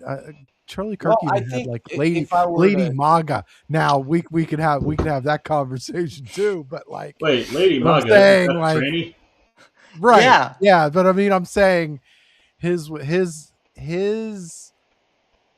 messaging at least kind of brought people in, even though they were weird too. But it was like with Erica, it's like. I think their thought process was that she might appeal to women internally. If I were to take a guess at why they did that, probably. Well, yeah. I mean, I would agree with that.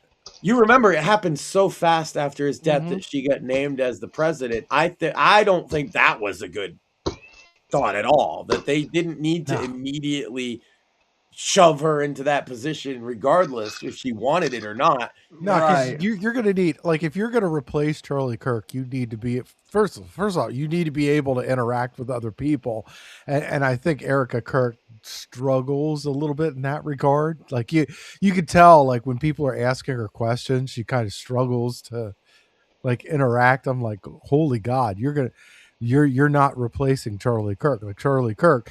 Now, again, say what you want. Like he did have flaws. He did have his little missteps or whatever, but like he at least knew how to interact with others. Like there was like an interactive bubble there that's missing.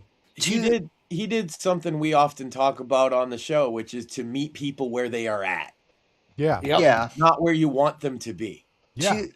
To be fair though, to like her not being super sharp, like you have to consider though too, like, you know, she little got thrust into this position like immediately after her husband died, when, you know, like she's catatonic basically. Yeah, that's a good point. Is that it still has not been a full calendar year. Yeah, which is why I would have said not to put her in that position, regardless of if she wants it or what. Even if you think she's the best one for the job, it seems maybe not the best idea. I mean, probably not the best time for it either. Like I don't. It's hard for me to imagine that. Like, I mean, how are you ever going to get ready? But like, I don't think that like Erica really wasn't a figure before Charlie was assassinated. Like I don't like I'd never seen her outside of makes Instagram sense. photos. Like beyond that, like I like, and then all of a sudden she's like in front of the spotlight, and I'm like, is she really? Or is that a wise idea to put her in front? It's fine. I would say it's fine for her to, at tributes and things, have been on a stage, but the fact that she is center stage with the spotlight on her as the most important person there is probably just not a wise idea for somebody in mourning for their husband. Yeah. Well, and then every time she tries to come off confident, calm, happy, somebody takes that picture and says, see, she just lost her husband, but she's smiling, and it makes her look bad. And it shouldn't. You're allowed to move on in life. You're allowed to have moments where you smile, moments where you laugh. All that shit's normal. But when they're at your throat all the time like they are with her, she wasn't cut out for that. Like I think, and that there's, to me, the biggest problem, and this goes into a broader issue too, is just like Republicans, conservatives, whatever, they're not ready. They're still not ready for the left. And I'm like, the left is very, now we could say how weird they are, how much of a joke they are and all that stuff, but they're evil. Like it's like they're evil, they're evil, and they're not I think prepared, they're not what you're ready, trying they're to not equipped to distinguish fight it. is that they're willing to do awful things that Yeah. most conservatives are not willing to Right. do. And Right. there's a And they will danger. There's never a ever danger to that. play fair. There's a Period. legit danger to that when your enemy is willing to go to the depths of hell, and there is no low that they're not willing to go. That is scary. That's scary. And I don't think that anyone on the right is really ready to tackle that. And honestly, I don't even think Trump is. I don't think Trump. I think I mean, he's doing the best job with what he can, but dude, he doesn't. I Well, don't even think. I think he came into this, and I don't even think he knew quite the magnitude of the depravity that is the left. Well, I think he knows now because of what they tried to do to him at definitely in term one. I also think, Phil, I don't know if you caught this part, but I was laughing my ass off because I think what Trump did in calling out Tucker Carlson and Candace Owens as grifting assholes, I think that was genius too. Yeah, So yeah. I don't think that. and I think that this is well, I agree with you, Sam. I don't think those moves are going to alienate people as much as I think that no. people were saying.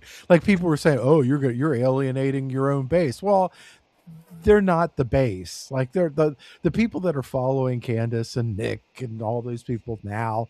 They're not really the base now. I mentioned that earlier. One thing I've noticed is the usual edgy lefties I follow have started almost worshiping Nick Fuentes. Yeah. He's one of them now. They love him. But I mean, it's the even the Tucker Carlson. It's the weird conspiracy weirdos now that are following Tucker. It's the kind and that he's getting big and on Alex Jones, he's getting but money.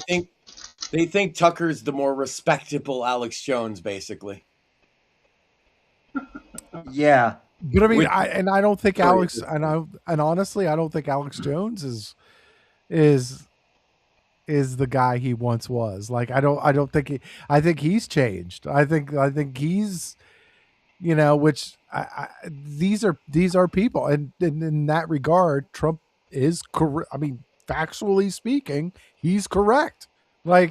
Well, Alex Jones, the thing that has always kind of irked me with him is he claims that he was the one who basically built Trump's candidacy, and it's like no, Trump did I've always thought that Alex Jones was a kook. Even during the mid 2000s, I'm like Bush. Alex Jones had. I'm not gonna lie and say that Alex Jones didn't have value. Of course, he had tremendous value. However, he got over time, and I think this is kind of what Trump is kind of saying. They got weirder. They got more conspiracy theorists. Yeah. They got more nutty, and even Candace, with the Israel stuff, tied everything, and Israel this and all that. I'm like, come on. We live in an age where you can use AI to just spin up your own new conspiracy theory in about 5 minutes. Yeah. Whole new world if you have no shame in what you're selling. And honestly, I don't know if you know this, but it's you even have psychologists saying, it's not an official diagnosis, but people are saying, we're pretty sure she's actually schizophrenic, and it's Well, yeah, no shit. It seems like she's, Well, schizophrenic. I mean, you got a lot of. I mean, you got a lot even in the mental health field. It's like as long as you have a couple traits on the DSM-5, they'll put you on meds. Like you don't have to meet all the criteria to have a personality Right. disorder But the for the them to one put she you on meds. definitely meets that's a little less like DSM and a little more general is, I think we can all agree, some of her shit is delusional. There's without a doubt there's a personality disorder there, without a Well, doubt. yeah, and I wouldn't want to diagnose it like that because I'm not equipped to do so. But I definitely feel like what she says oftentimes strikes me as delusional. There's no other word for it. I would bet money if you sat her with a mental health professional and you gave her with enough time to check boxes, you could diagnose her. You could Oh, diagnose for her with sure. something. Yeah. Yeah. I wouldn't, but I it's would no. I but mean, the thing is, I'm not going to say I'm not going to pinpoint one thing or another the or thing is say that that she what has I'm this trying to or get that or across is whatever. that the average person can, for to a large degree, understand looking at her that, yeah, this is like delusional fucking behavior. Maybe even not medically, but you're saying some shit that if you believe it is concerning. Yeah. That's what it is. There's about I'm pretty sure that I've questioned it. For me, I've questioned if there's even drug use involved there too. Because wasn't there something online that I was seeing. Now, of course, if you read it on the internet, it must be true, right? But Well, but if you like with the husband, the farmer guy or whatever, doesn't he have like a criminal rap sheet too? Or yeah. Well, all I know, Phil, is like you and I both know, kind of how we know each other is we both know Sean Semenko, who, yeah, who's with Uncensored America, yeah, yeah, Uncensored America, and he hmm said that like a lot of these influencers, like they, without naming names, like a lot of them use recreational drugs, oh yeah, and yeah. then preach that, oh, I don't do any of that, right? There's So, a lot of fakesters out there. oh, the majority of them, I would say. Yeah. So, See, I ain't fake because I smoke blunts right here on camera, ladies and gentlemen. yeah, yeah, that's true. Um, so I mean, clearly, like if someone told me that Candace had like I'm not saying she has a drug hmm problem, but it wouldn't surprise me if you know if I that comes out or something. The one I thing, the one thing I didn't really like, the one thing that I was kind of like, I don't know about with Trump, with Trump going after Alex Jones and all that. Like, I wasn't really particularly a fan of like when he mentioned Brigitte Macron, right? Like I wasn't like I'm like, come on. Like, yeah, he said, "Oh, she's more beautiful than Candace." I'm like, "Come on, okay, look, That's a stretch. that was that, yeah, boy, you really Well, stretch hey, Armstrong in hey, that there one." you go. Candace Owens, Brigitte Macron, or Hillary Clinton. What order and how many Oh my bullets? Go. god, I can't even say her name without gagging. Like, oh my, ugh. We'll see though. Like that's also why Trump was brilliant though, is because he knew that that comparison would like fuck with Candace's head too. It's fucking with my head. I don't even like her. Like, yeah, I don't even. Right. Yeah, So right. So if you want to inflict like massive psychological warfare on your enemy, which is what Trump is doing, like yeah, that's the same thing with him saying like last week, like peace be upon praise be to Allah, like yeah, mocking uh Islam, yeah. hold which on. Everybody brings that up, but right before that, he said, "Open the strait, or we're gonna fucking bomb the hell out of you." Praise be to Allah. Happy Easter. yes. I like the full quote better. Yes. Yeah, then afterwards he said, God bless them. Yeah. Which, SSDD. I just I'm hoping. if you're gonna praise Allah, preceding it by "we're gonna blow the fuck out of you" seems to be a normal greeting for those people, right? Yeah. He was just doing their thing. It's part of their culture. They say, "I'm gonna blow you up," and then they praise Allah. We all know this. That does bring up an important point because it's something that I mention with him whenever it happens. Like when you go and you deal with those fucks, and JD Vance just got a full frontal introduction to the concepts recently, trying to deal with them. They don't speak English. They barely speak some dialect of Arabic. They speak one language over there very well, and that's violence. Yeah. And you have to speak it back to them, or they won't understand what you're trying to say. I do appreciate the leverage game that Trump's playing with the It's brutal. with the Persian Gulf, like him doing the blockade on the Strait of Hormuz. Yeah, you guys thought you were gonna get a blockade? That's cool. That was cute. I liked it. Blockade. He's forcing these these news personalities to make guesses and make guesstimations, and there's just and it's none of them, most of them are wrong, but they have to write something, right? They can't just write nothing, or they can't follow Trump, because it's the dude is obviously unpredictable. He's not going to share shit with you, because why would he? There's no these are military operations. I'm not sharing shit with you. No, hell no. So he's got to do things, and each thing that he does is it's calculated. Of course it's calculated. Dude, all military people do, and I've been there, right? All they do is plan. They plan for every little possibility out there. So it's whenever Trump or any commander in chief wants to make a decision, there is a plan in place. Now, of course, that's the exception is Mark Milley, who is probably one of the worst Joint Chiefs of Staff in the history, but they're ready. The military is ready for whatever happens, right?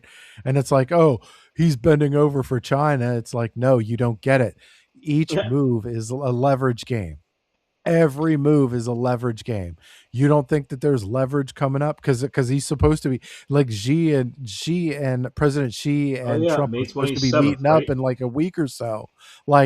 You don't think there's leverage happening with these oil tankers and all that? You don't there's a million things happening that the people that are supposed to be reporting the news on have no idea what they're doing. They have no clue, and all they're doing is just kind of flapping in the wind, but they have to. So he had basically Trump really is doing this. He's playing this masterful game where he's kind of has them right, but where he wants them. But it's it gets a little unnerving sometimes, but that's the part of the genius of it. Right? Oh my! Well, some of it is just timing issues and people not knowing how fast things have to happen. Well, a good example being all the ships going over to the Gulf of America right now. That's not a 1 day transit. That's a couple weeks. So all those boats had left last week. The press is mad, and the other politicians are mad that it's not on their time. And it's dude, I'm Donald Trump. I'm running the greatest military on the face of the earth. Fuck your time, right? I don't care about your time. What? No, we're gonna do the job at my time, whatever I want to do, whatever gets things done, and that's it. But you can see that people are getting unnerved. They're getting nervous. They're getting upset. And I mean that's but again, that's part of Trump's genius. That's really a part of the genius move that is Trump. Well, and I also have to wonder, because I mean Tucker keeps complaining out, the FBI is surveilling me, but like he's had Chinese, like nationals on his show like openly, and so Well, it wasn't that they were surveilling him; they were surveilling someone else, and yeah. his text messages came up. Oh yeah, yeah, that's right. Even so That though, fucking idiot. I have to wonder like if any of that is going to connect with Trump's, meeting with Xi in the next few weeks That's or a good whatnot. question. Is I don't we don't know I who he don't was texting. I'm not going to Yeah. call. Look, I'm not going to sit here and call Tucker Carlson stupid. I'm not going to. Like, now, I will say that I mean, I think that someone else is pushing his narratives. Oh yeah, for Like sure. whatever.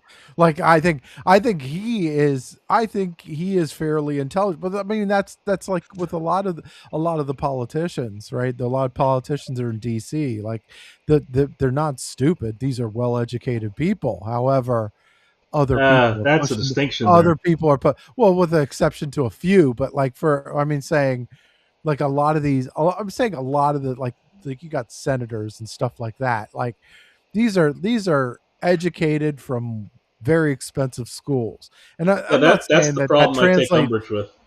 But Is that well, it's I mean, I anyway? think, but I mean, I think that others are pushing their narratives, and that is Well, that's a pushing. very stupid thing for them to do.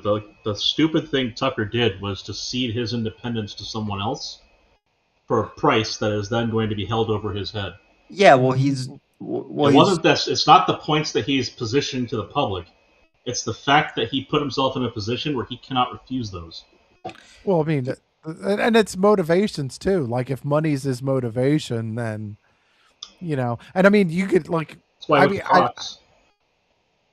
huh? That's why he went Say to that one more time. Fox. Yeah, like yeah. And I'm not gonna, I'm not gonna, I'm not gonna Yeah, I argue against respect that that he because has to have a job. I get that part. yeah, well and now he's taking money from, from Cotter. Yeah. Qatar. Yeah, for so governments. Yeah, I mean, I'm so pretty, I mean, this dude went to Russia. Like, I don't know. What did he go there for free? Like, I don't know. It's hard for me to He went imagine there that. for what was it, like $180,000 that his company got paid? He went there for a good chunk of change. Yeah, I mean, For a relatively small media business that had only just started up and yeah. then been majorly funded by Cotter. yeah. Yeah. This thing, like he went independent, and by independent he meant he got paid by someone else. Indeed. I am seeing here on X, Max, you'll appreciate this. I know you do. I know you do music. Streaming. Apparently, the White House is now doing like a music live stream too. They're doing. They're doing like a lo-fi beats to enjoy your big beautiful tax return too. That is Interesting. hilarious. I never thought the White House would be doing Oh. like a. That's Sam. asinine. Why are That they returning reminds me. taxes to people? Because they stole it early. Since it's tax day, and since libertarians have a special thing about this holiday, I got a gripe with the fucking libertarians today. Sam, did you know that they disfellowed Professor Hans Hermann Hoppe from the Mises Institute because of his opinions on immigration? Hans Hermann Hoppe, Sam, for those that don't know, is one of the foundational thinkers in that whole movement. And I guess that's kind of like when they went after Darwin. Sorry, not Yeah. Darwin. Dawkins. Yeah, and, well, and what's his name? Yeah. Anyway, sorry. Go ahead. I mean, he's been writing for and working with the Mises Institute for well over 2 decades, maybe 3. as far as I'm aware, they've never had a issue before, but all of a sudden they've decided that because he believes. See, Hans Hermann Hoppe's thing is the estate. He's not a full anarchist in the sense that he thinks that estate can be voluntary to some degree. And so he does think that immigration is an issue you can have an opinion on, and not just the opinion of open borders for everybody. But the Mises Institute apparently believes that the only libertarian position is open borders for everybody because they just disfellowed Hans Hermann Hoppe. Let me tell you something, Mises Institute. I might have had a somewhat cozy relationship with them over the years. Fuck you, Mises Institute. And some of the people I like over at the Mises Institute personally, I'm disgusted with for not standing up for this. Tom Woods, how dare you not stand up for Hans Hermann Hoppe, you fucking coward. Back to you, Sam. I would. I mean, I would completely agree with that. We call libertarians libertarians for a reason, and This is another one of those cases, like- and this is one of the reasons that Kurt Doolittle left that institute behind, and he told Hoppe he should too, because it was being infested with the left-wing parasites that we call libertarians now at the time. And he said eventually they're going to drive you out too, and sure enough, they have now actually basically kicked him out of the Mises Institute, one of its foundational members. yeah. So Max, I got a question. Libertarians, do they really believe in open borders? Well, the Mises Institute now officially supports that as their policy, as evidenced by them kicking out the only guy that doesn't. Because you can't you can't be libertarian like you can't be libertarian and extremely fiscal and believe in open borders. That doesn't make no fucking sense. No, because they are of the school that thinks that it's either full anarchic libertarianism or nothing. They're anarcho-capitalists, I should say. And Hans Hermann Hoppe made a case within their own framework as to why a state could still exist and be moral. And they never really liked him for that. But now that he had advocated that, yes, immigration, just look at the demographics, look at the changes going on. Obviously, it's okay for people to have differing opinions on immigration. That is so too far for them that they disfellowed him from Mises Institute, which is the biggest libertarian. And it does. The thing about the Mises Institute, I'm glad you brought this up because you're making a distinction between lowercase L libertarians, the Libertarian Party, and somebody who has a general small government sensibilities. What I generally mean is the furthest type of libertarians, the anarcho-capitalists and close to it, who believe that all government is evil. That's why they're for open borders. And that's why so many leftists now, these protesters in the streets that you're seeing, many of them would identify as anarcho-capitalists. They are using that school, and they also use a lot of the tactics developed by anarcho-capitalist libertarian activists to tie up the courts, to frame the police officers, so to speak, in different ways for to pretend not to understand things that you clearly understand. These are all tactics that like Ian Freeman and his homies perfect. But they tend to go by the nap though. Like they tend to do so. And I know this. I have microcosm, but like most of the ANCOMs I talk to, and to be fair, they occasionally show up in my replies with dumb shit about borders, this, that, and the other. It's like, motherfucker, take the door off your house. Shut the fuck up. Yeah, like, and that's just the simplest way I put that. It's like, what do you mean by country? Like, fuck you. You know exactly what I mean. Basically, the entire libertarian left of this country is the most open border segment of the whole country. Libertarian leftists are the most open border people. But I'd say that, like, with the protests, you're more likely to find the ANCOMs there than the ANCAPs. I wasn't saying they're a majority. They do share a flavor of the, in the whole open borders thing, but like... No, I wouldn't claim it a majority. I'm just saying that it's there and it didn't exist 10 years ago. Sure. People who are they are traditional libertarian types, but they are using those arguments to defend the No Kings protests, the anti-ICE protests, and all of that. They're using libertarian rhetoric against it very clearly. Yeah, the last time they had this big opportunity was the Tea Party protests, to be fair. So Yeah, they're going to flex on it now. yeah, and they But kind of it's not the libertarians benefiting from it, right? The leftists are just adopting Right. their tactics. Exactly. And they're still, libertarians are always end up the loser. They invented all these tactics that are really, really effective against the right, and then they never were able to use them properly, and the left's like, thanks!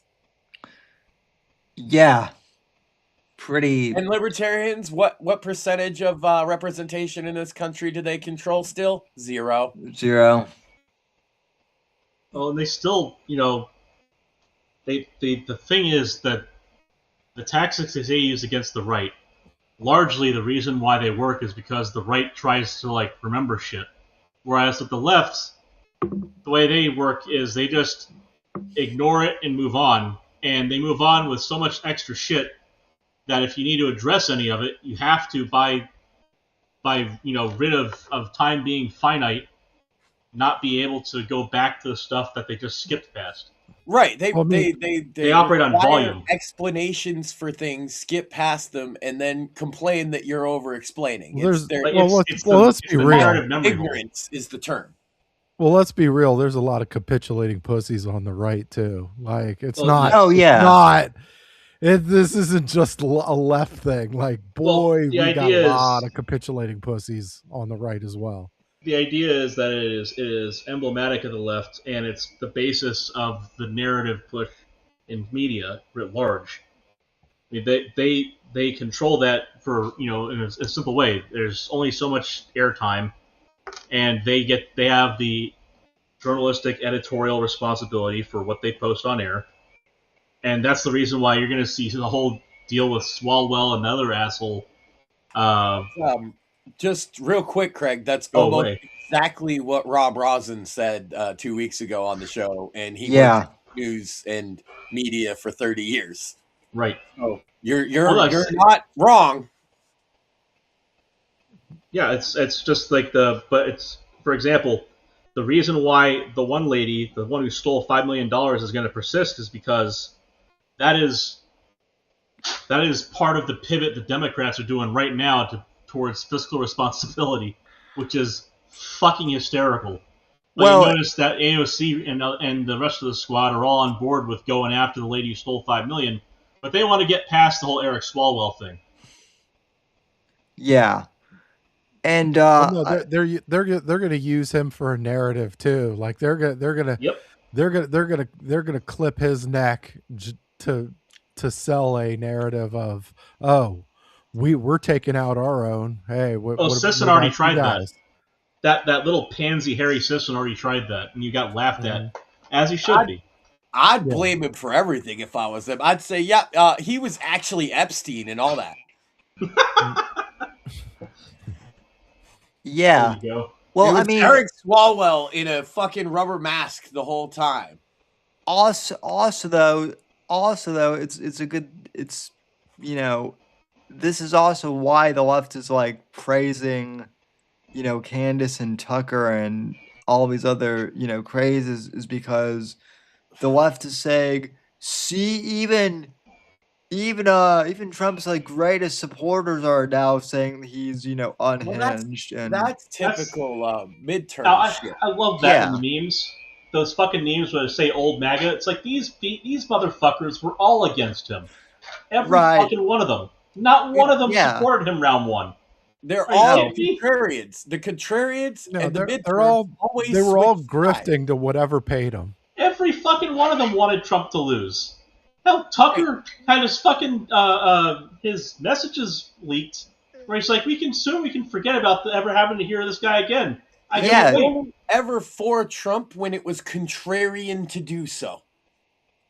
The only person who was really, really for Trump at that time was the one loon who looks like Megyn Kelly but isn't. and Coulter. Yeah, Coulter. She's the one who went on to the talk show and said, they said, who do you think's going to win? She said, Trump, and then everyone laughed. That was Poster. that was Bill Maher's Yeah. show. And Bill Maher had a good chuckle too, and then later on he admitted, yeah, she was right.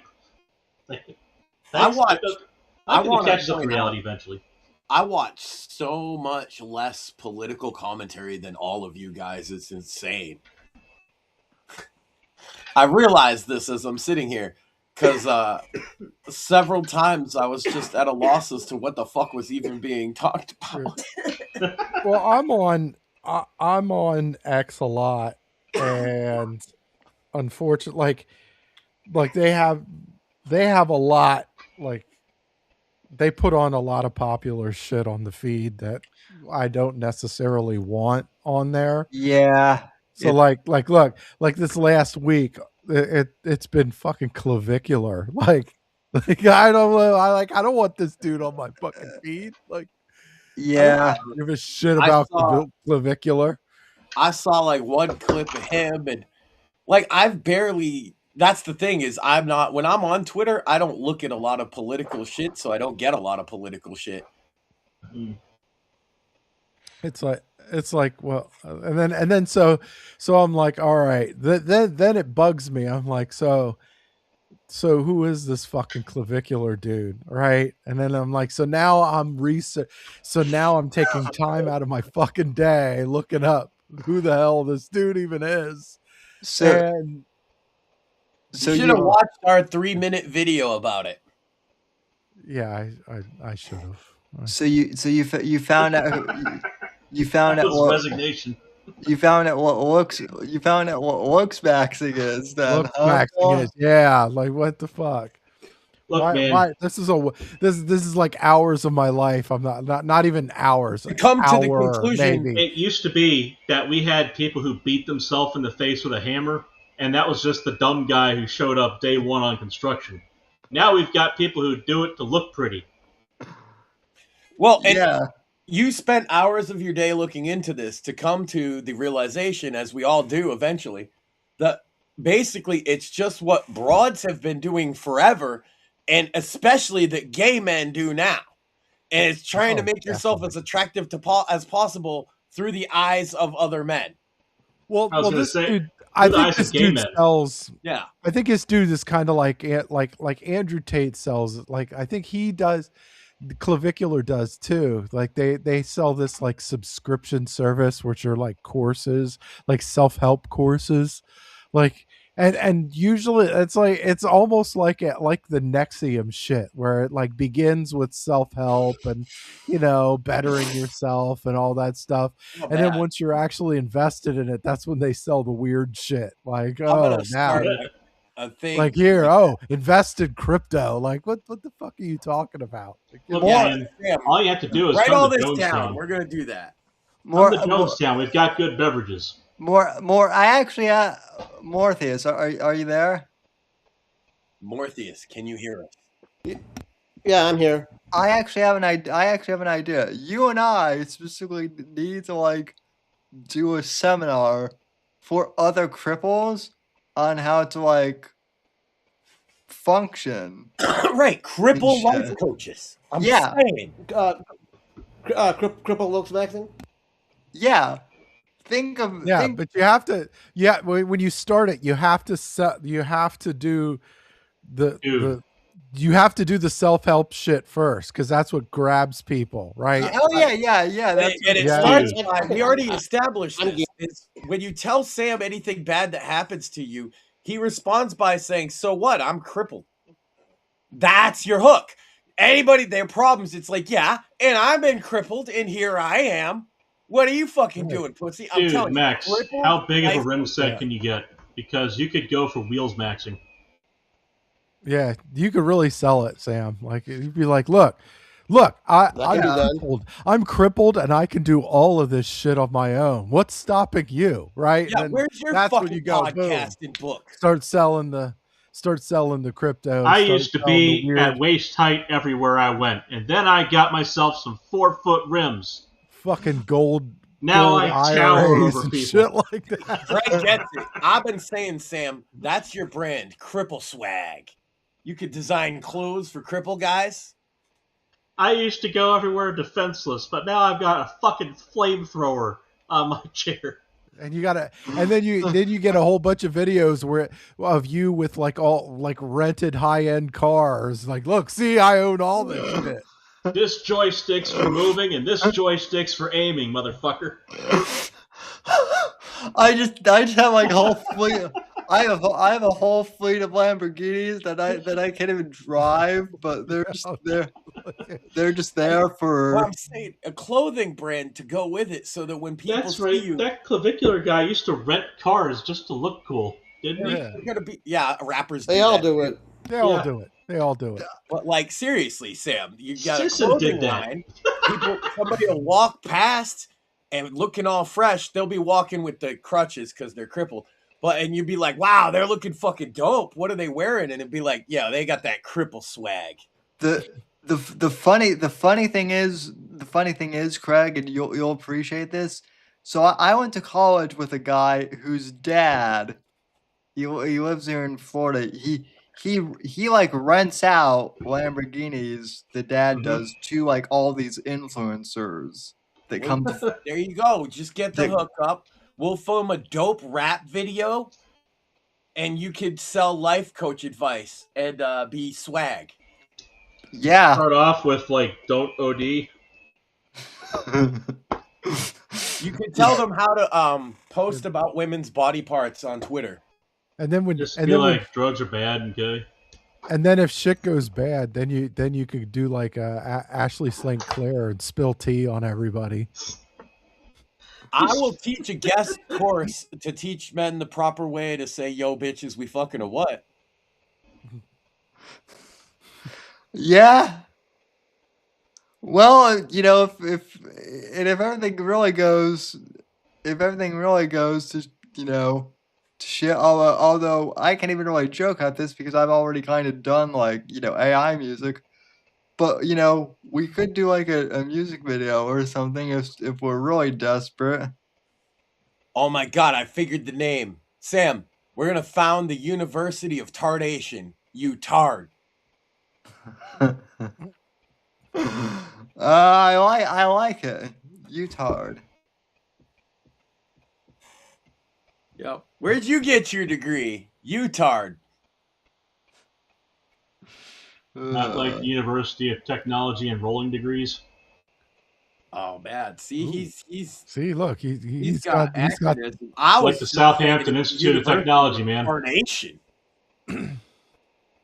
Because I'm kind of tarded. Well, I gotta don't know. get that on repeat, sir. I don't know if you ever.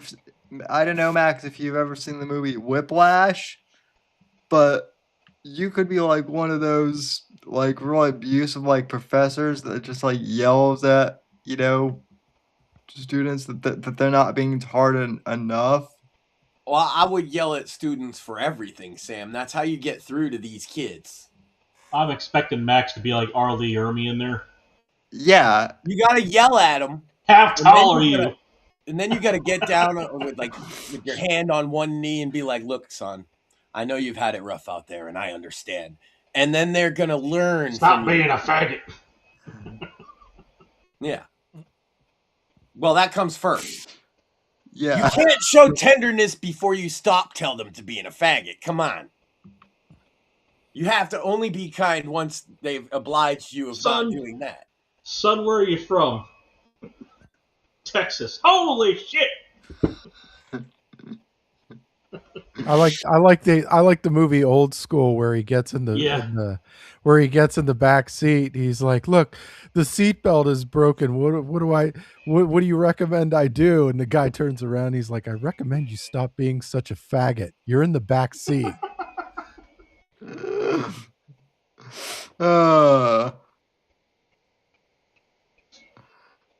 It's I gotta say, I love this new era of YouTube where you can say faggot without getting flagged. It's great. That depends. If you call specific people a faggot, you get flagged down. Yeah, you can't just say, you can't just You can't go up to somebody and go, "You're a insinuate that faggot." Like, no, Clavicular you can't is do one. that. Like, you have to.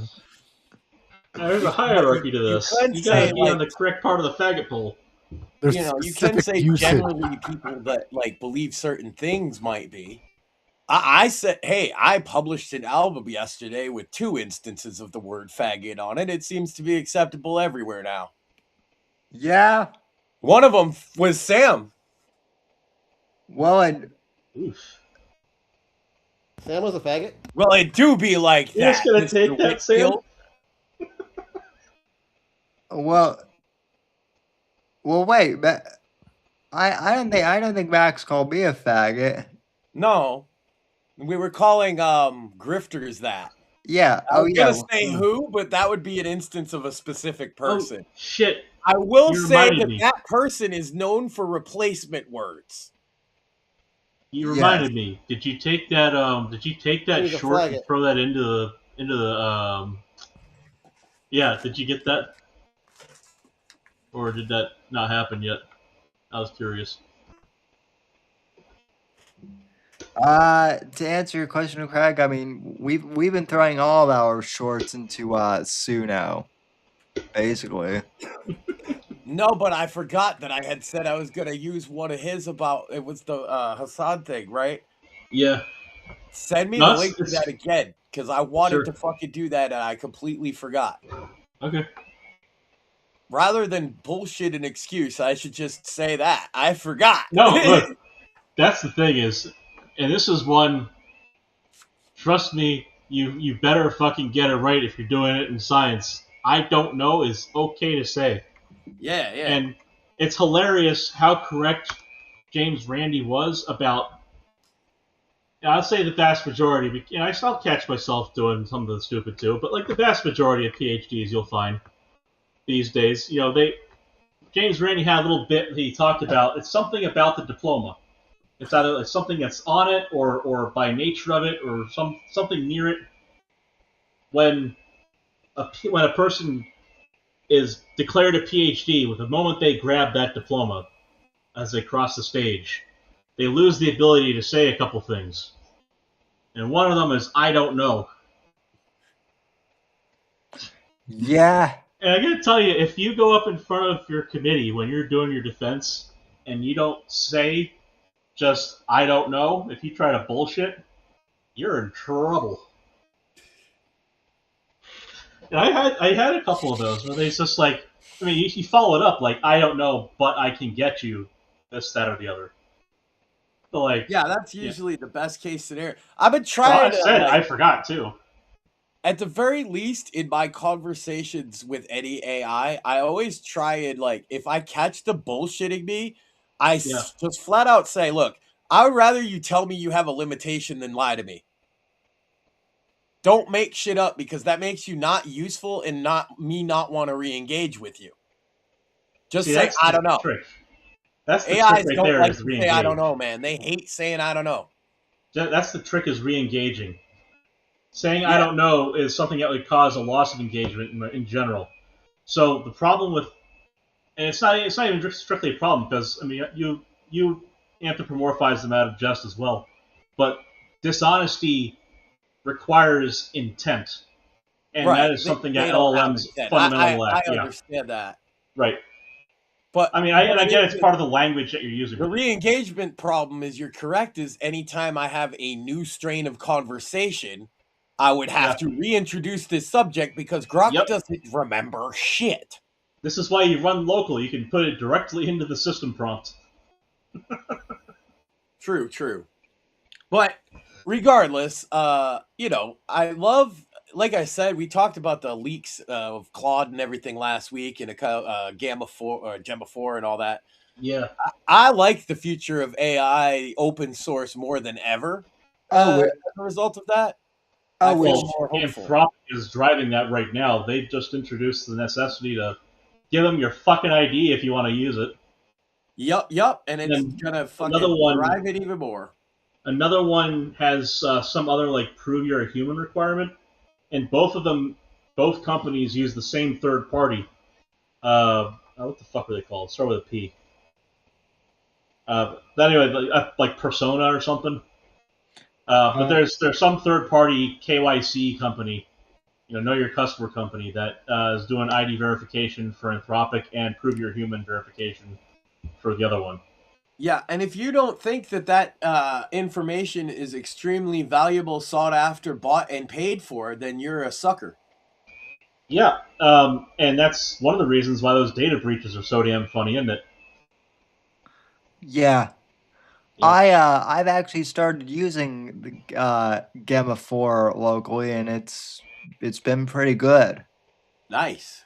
actually. Oh, So that's good. So we talked about it last week. So what's been your general experience? Like, how would you say it compares to using like commercial available ones like Grok and Gemini? well, with like I will say like it's not as good as like ChatGPT like for writing and whatnot, but Mhm. like it's getting like par- like part of it is I think it's because like I just started using it, right? Well, right, Whereas like What's obviously, your local setup, yeah. if you don't mind me asking? um it's Just to provide context for the users who might be interested in doing the local stuff themselves. I'm just running on my So, Mac on my MacBook. I've got like the LLM let's see. I, for instance, I run Olama as the back end, and I use anything LLM as my front end. I understand with Um Mac you might have a difference in software sets, but like, I what's the thing that runs the LLM, and what's the thing you use to interact with it? LM Studio is the Okay, is which I that's a which good one. which also runs on Windows, and Yes. basically like I when I was looking it was like I could do OLM or I could just do LM Studio and it would have the entire thing. Okay. Uh Yeah, that's Olama does have a front end, but I prefer anything LLM.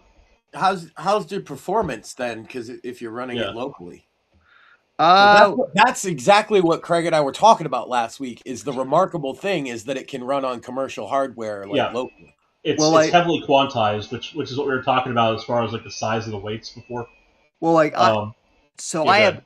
I have everything on my computer like maxed out like as far as like like I've got the max RAM on Uh huh. mine. I've got So, like and how does it run? Is it responsive? really good for like what I'm using it for, which is So basically does yours? Do you have a modern enough GPU that it does it that your CPU isn't the bottleneck? Is it running GPU or is it I running CPU? You know. believe I believe it's running GPU. So I Awesome. don't, but I also don't know because I really haven't looked into that Okay. specifically. So Yeah, If well, you pull up like your version of Task like Manager. if it is, it's because you likely have a Nvidia card because that's what the Mac uses anyway. Yeah, that'll do it. Most of the yeah, NVIDIA series is going to be supported anyway. The AMD, I'm just kind of right I below the have the break off, and so I I'm have fucked the by that. 4060, which is the most basic model, right? The 60 Sure, is always the $300 one. I should try it to see if it runs on a you because I should. know it runs on a 4090, but I have enough RAM on my card, so it What's would be what's an your interesting experiment what's because I your have the system most. RAM? Sorry. Go ahead. I'm sorry, I have the most mid-tier computer possible, basically, just enough to game at like modern games, but not fancy. I would be interesting to see if I can run it. Is all. Do you know what your specs I'm are? running like a Ryzen 5 Okay, and like that should be good enough on CPU. Uh, 32 gigs of RAM, and yeah, it's a okay, 4060. so you should be able to run just about any 8 billion parameter model out there because they're all about 4.5 gigs. If Yeah, your VRAM on the 4000 series, I think you should be safe. It's about the same. mine's 12. Okay, so yeah, you got plenty of VRAM. Yeah, Like that. So again, that's it's the about the quirky same four thing. and a half gigs. I got the particular. There was a 4060 run that had 12, and then they realized that that was actually overkill for a 4060, so they released a Uh-huh. bunch of eights and sixes. Jeez, it's so stupid. But I I mean, got the 12. yeah, So yeah, it's it literally has good for enough you. overhead that I'm like, if it really runs in that little VRAM, I could actually game while it's running. Yeah, you should be able to. That's crazy. Now it does. So the reason you put it on the GPU is for the compute more than the RAM. Yeah, So gaming might be a little bit of a stretch. You can certainly play some lighter games. You should certainly be able to do things like use another monitor, for example. Well, it's the five. I think it's like what the 4500 or whatever hyper threaded. So it's like 16 threads. Yeah. I don't know. But I'm gonna try anyway, it and see what it, like. you Just should. run it and see because yeah, if I have the most middle of the road, like any guy that mine costs a little more than a console. Put it that way. Okay. So the reason I'm asking about some of this is that, and here I'll give you the reason. One of the reasons I have the setup I do for OLAMA and anything OLM is So we've talked about agents before, and that you can write a task that an agent can perform. Yeah. That's how it interacts with other things like doing a web search and stuff like that. There's a lot of these basic ones included in anything LLM. An agent is just the an agent LLM is that's going given a crazy task. now. Yeah, agents is like the hot thing right now. Is having agents do all kinds of shit. That's why they got all these weird like forums for agents and stuff. So the same way that they can output text as a thing that completes the conversation, they can also output a call to a hook from some task that's available to them, a tool on the tool belt. So like searching Google, getting results sent back to it as a prompt, and then as part of the prompts that it's let in with that, say summarizing the results of that page of results and sending that back to you at the front end as the user. Oh, especially now with all the AI built right into Google, right? So it's AI. It's very easy for it. AI your AI. Right. So the reason I bring this up is, it's not just can you talk to the LLM on your computer and have fun with that, but you can get to the point where you do something like what people do with OpenClaw or with Claude, except you don't have to worry necessarily unless you write a bad version, which I don't recommend you do. But you don't have to worry about it being embedded in your fucking computer as part of the operating system or running like it wants to be part of the operating system. You can give it very limited tool sets, like you can search the web. Yeah. And then it can't do anything else beyond something like that. You can have very limited, you have better control, more granular control over it if it's not all streamlined together and in a mess that you have to rip apart to find out where it went wrong. Well, you can just have specific tasks. So I mean, like I said, I haven't used it like a ton, but the one thing I have noticed is when I'm using it, it like for my thriller series, like I write like a lot of like action, sequences and gunfights and whatnot. And usually like with chat, GPT and whatnot, it'll like I'll submit my draft and it'll be like lobotomized and say, oh, I can't generate this because of, policy violations or use the dolphin models. So well, yeah, but what I've noticed is like running it locally with even with Gemma, like it'll do what I wanted to do. Okay. Good to know. Well, so I have to use the dolphin model in order to get something like Llama, which is Meta's LLM. Right. The dolphin one being the one where they've de-lobotomized the fine-tuning data set and then rerun it. So you ask it, what's the best way to steal a car? And it gives you the 12 steps to steal a car, and then maybe it'll scold you at the very end, but that's irrelevant. It's good to know that like Gemma, if it's giving you action sequences without some doofus policy violation, without even having to have it like quote jailbroken by like the dolphin team. Get it. If you're already getting what you want, that's get it great. To tell you how to commit a crime, Sam. I'm not joking. You don't need to actually have any intent to do it. Just see if it will. Yeah. Right. That's the difference. A big crime. It doesn't even have to be a plausible crime for you to commit. Obviously, being a wheelchair man. So carjacking? Carjack, well, yes. That's the classic one, is what's the best way to steal a car? Yeah. In a wheelchair. There you go. Because then the output will be funny, too. How am I going to load my wheelchair while I'm jacking this car? It's not the fact that you could drive it that's the tricky part. It's how man, there's so many ways to go deeper on that one. What's the best way to jack a car while jacking it? There you go. That's what she said. What do you mean by it? Yes. Yeah, I need you to give me instructions on the old double jack. But Isn't that just a version of Jack Daniels? Now, I believe it's just a version of Pee Wee Herman in 1993. Oh my god. what about what's the model that like DeepSeek. Right. Yeah, that's it. Um, That I, one's got like 1-bit quantization. yeah, why? Nuts. Why? I know that you're not supposed to like run. I know that they advise not to like run it, online because it'll go to the Chinese data centers. So fuck that noise. Anyway, Mhm. but I'm even weird about like downloading that one because I don't like the idea of anything like Yeah. So China. the thing about that would be, like, if it's not being run as an agent, it doesn't have the ability to phone home. Period. Right.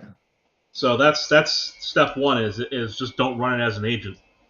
Now key distinction here. So LM Studio, if memory serves, if you want to write your own tasks to be used by agents, I believe you have to use Python.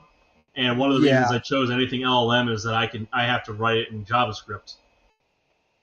So I have some better tools available to me, and it runs on a slightly more efficient framework. But I mean, Python is what a lot of it's irritating as hell because it's a fucking interpreted language. But Yeah. Python being slower as it is, it's easier for people to get introduced to. It's easier for people to start learning and to get like the learning curve to go from opening up the first help document to writing something that does something in Python is so much faster than with something like JavaScript because it's just a simpler syntax. So there is that at least. But it is slower. Yeah. And I haven't coded in years. Although I imagine with the amount of this thing is you write stuff in Python to do it once, you write it in everything else to do it many times. So like if Yeah. you're effectively doing it once, if it's not something like where you're doing heavy computation, Python's probably for most use cases about the same. So I guess there is that going for it.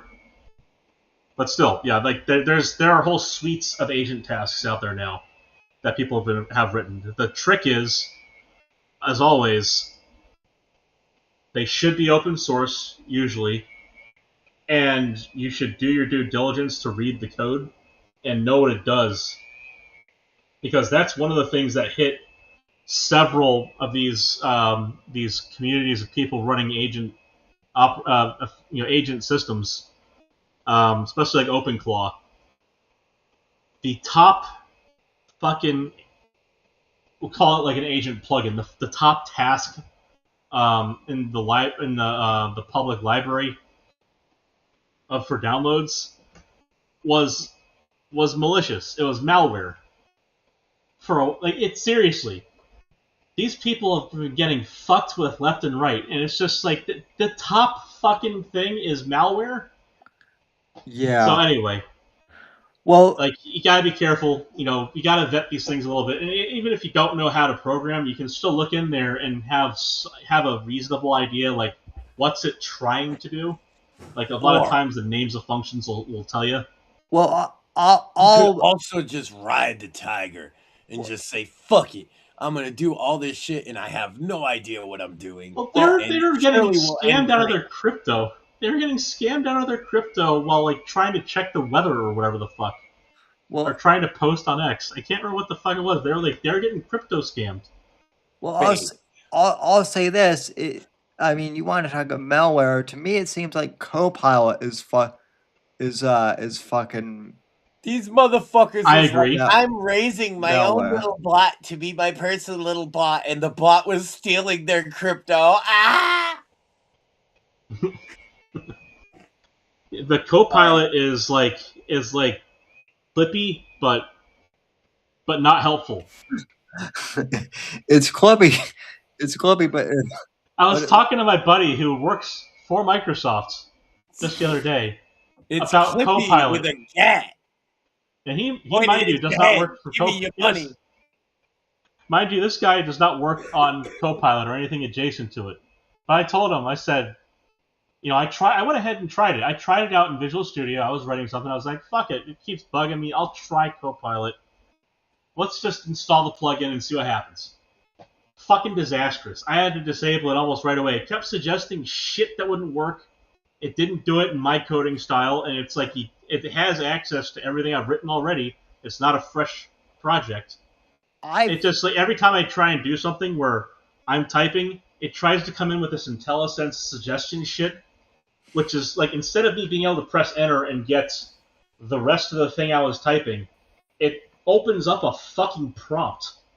I read on an Horrible. It's expose. like the autocorrect from hell in a fucking Yeah. code base. Can you imagine, Sam? Except like every suggestion that I wanted turned into it opening it up as a question. What's worse though, guys, is like from what I've heard, and I don't know this because I haven't experienced it. But like from what I've read, Copilot is so bad it's like bricking machines, Yes.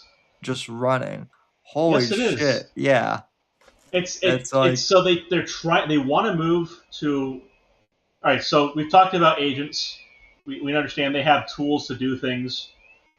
Yeah. They want to move towards it's what they're suggesting before they got a ridiculous amount of blowback from yours truly included. They were fielding the question to see what was the sentiment after all the Copilot bullshit. Just What if we testing the moved old Windows- waters with a little What if we opinion moved there. Windows to an agentic operating system? Mm-hmm. Nobody likes that. All we want is an operating system that fucking works. The whole point is to be transparent.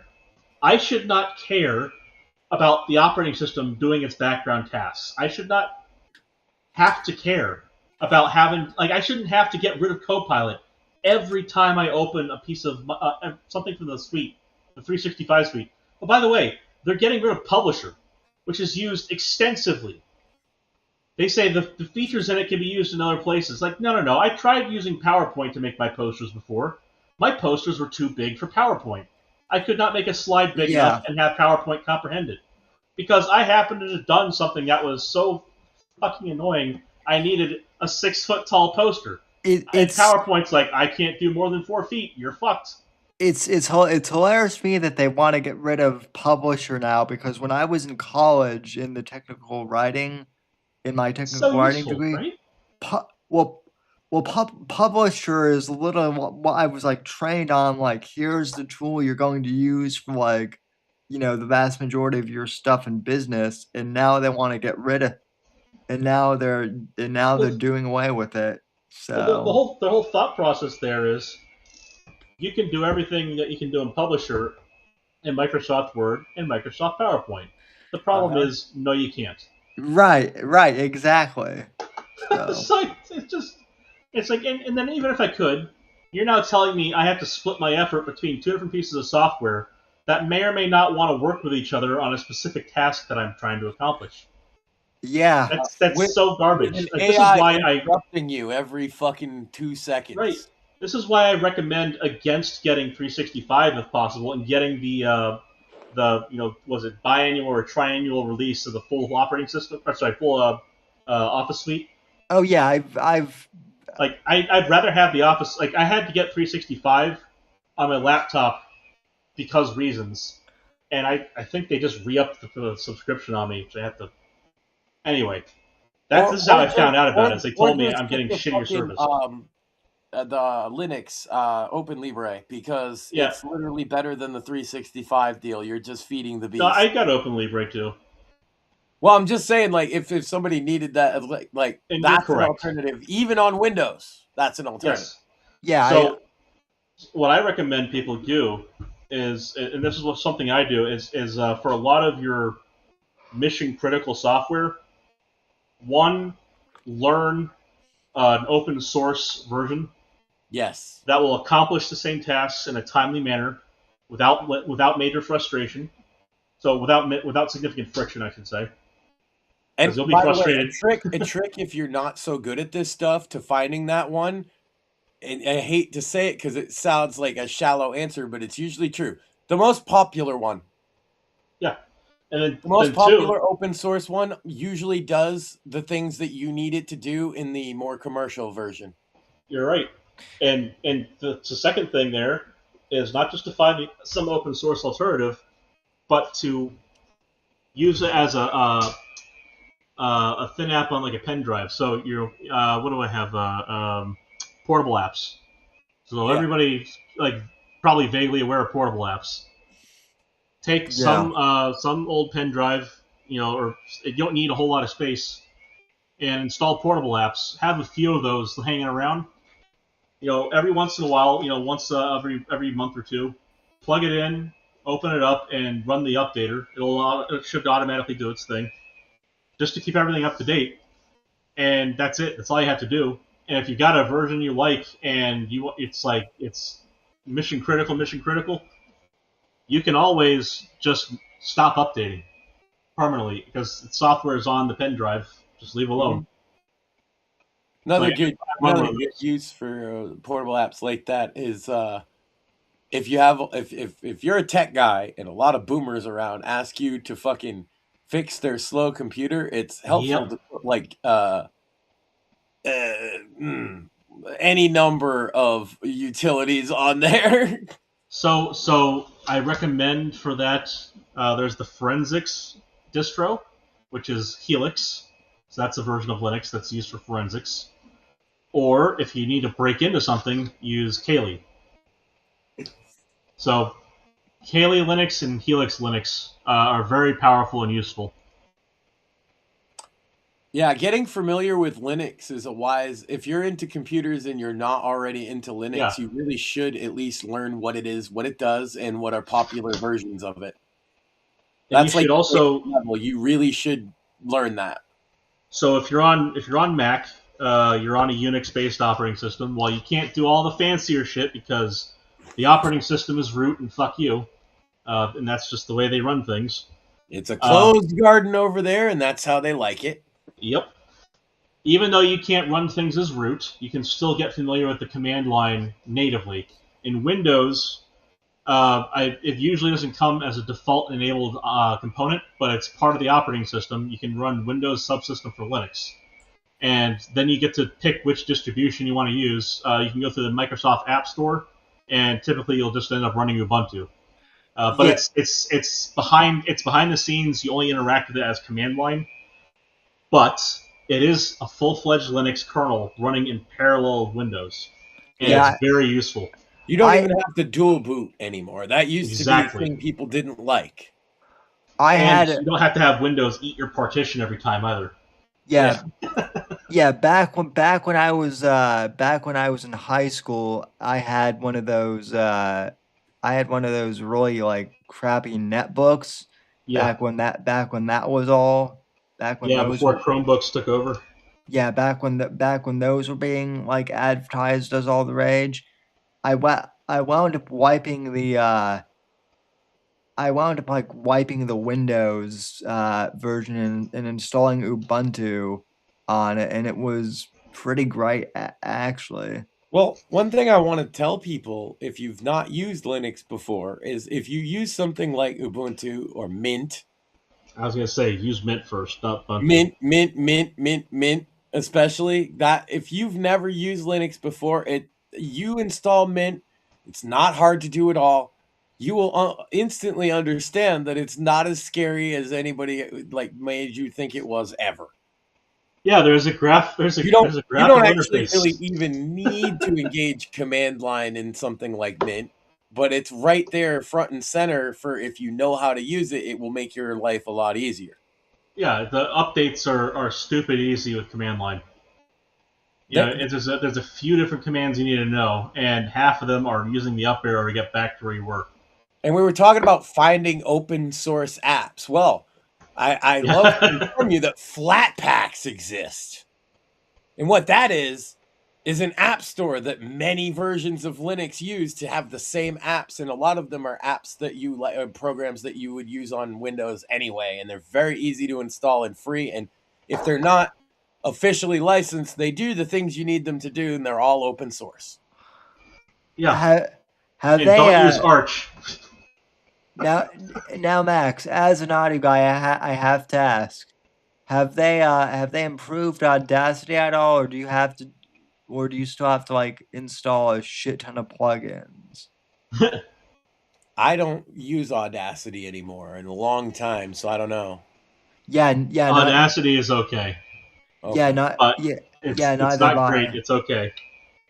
Well, is there any other like open source software that for audio that like Fruity Loops, right? Yeah, Fruity Loops is probably like that's a That's lot the of kind of bog independent, standard, right?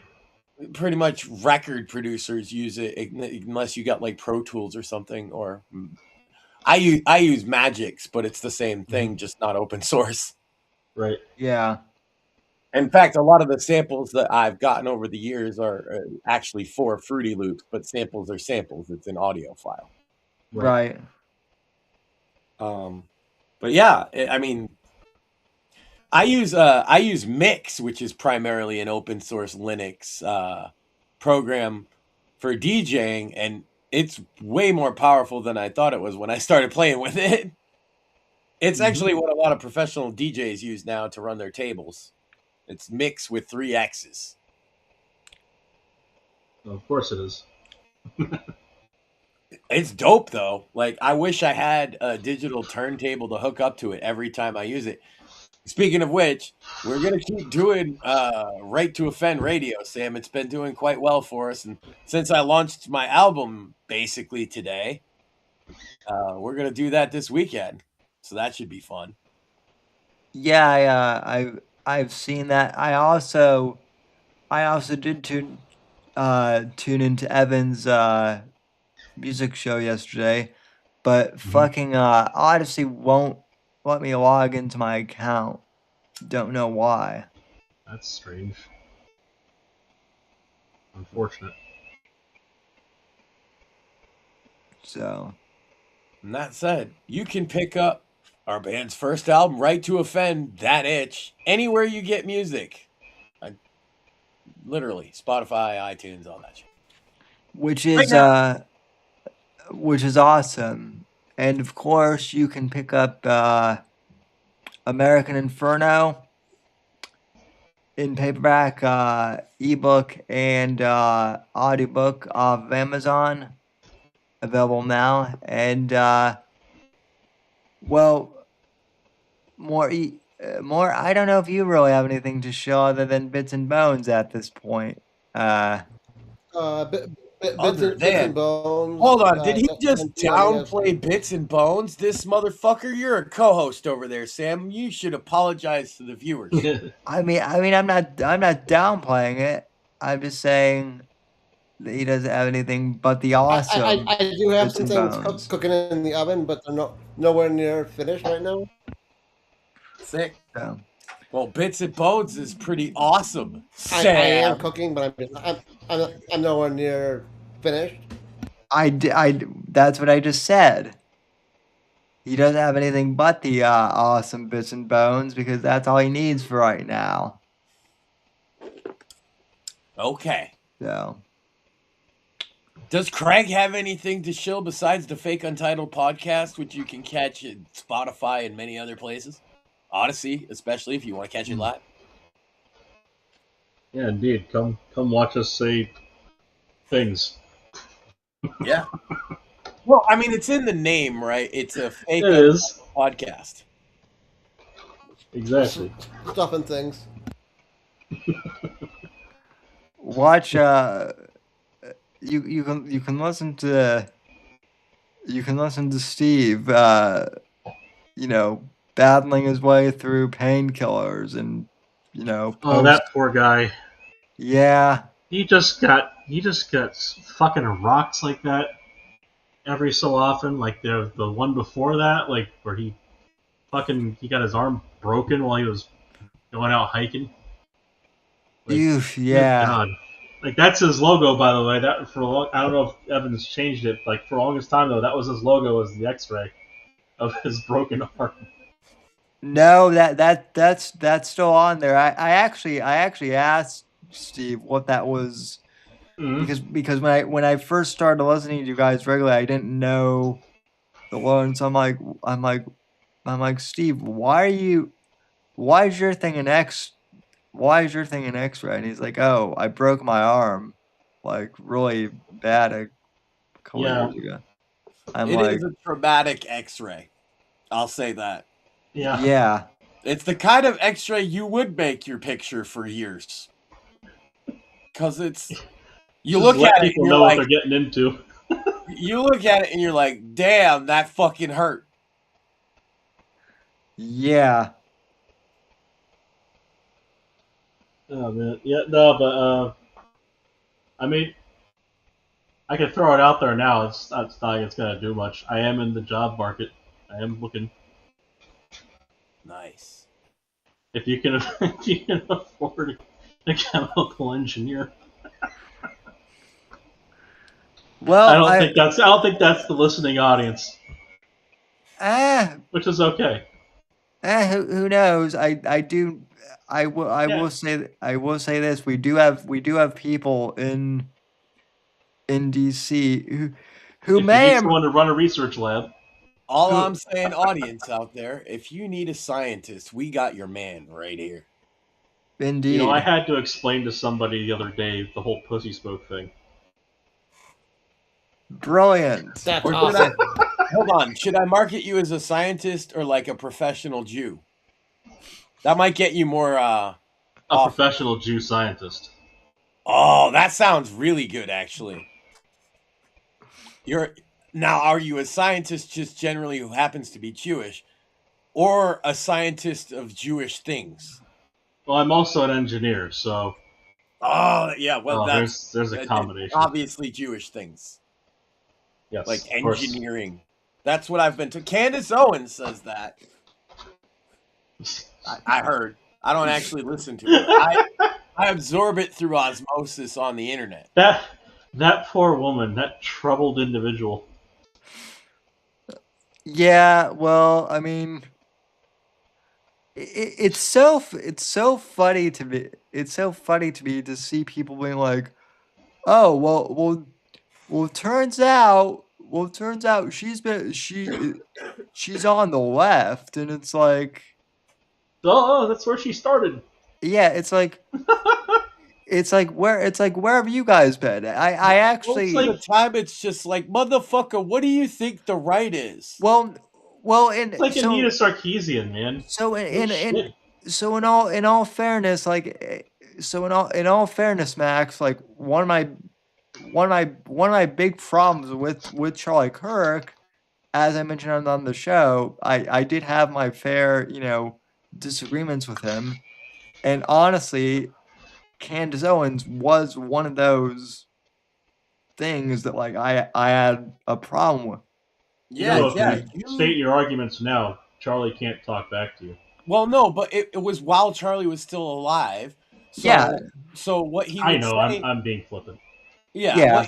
what he said many times over the years on the show is that he didn't like that he felt that Charlie was leaving voices out on the right that were dissident, and Candace was one of the people he would mention.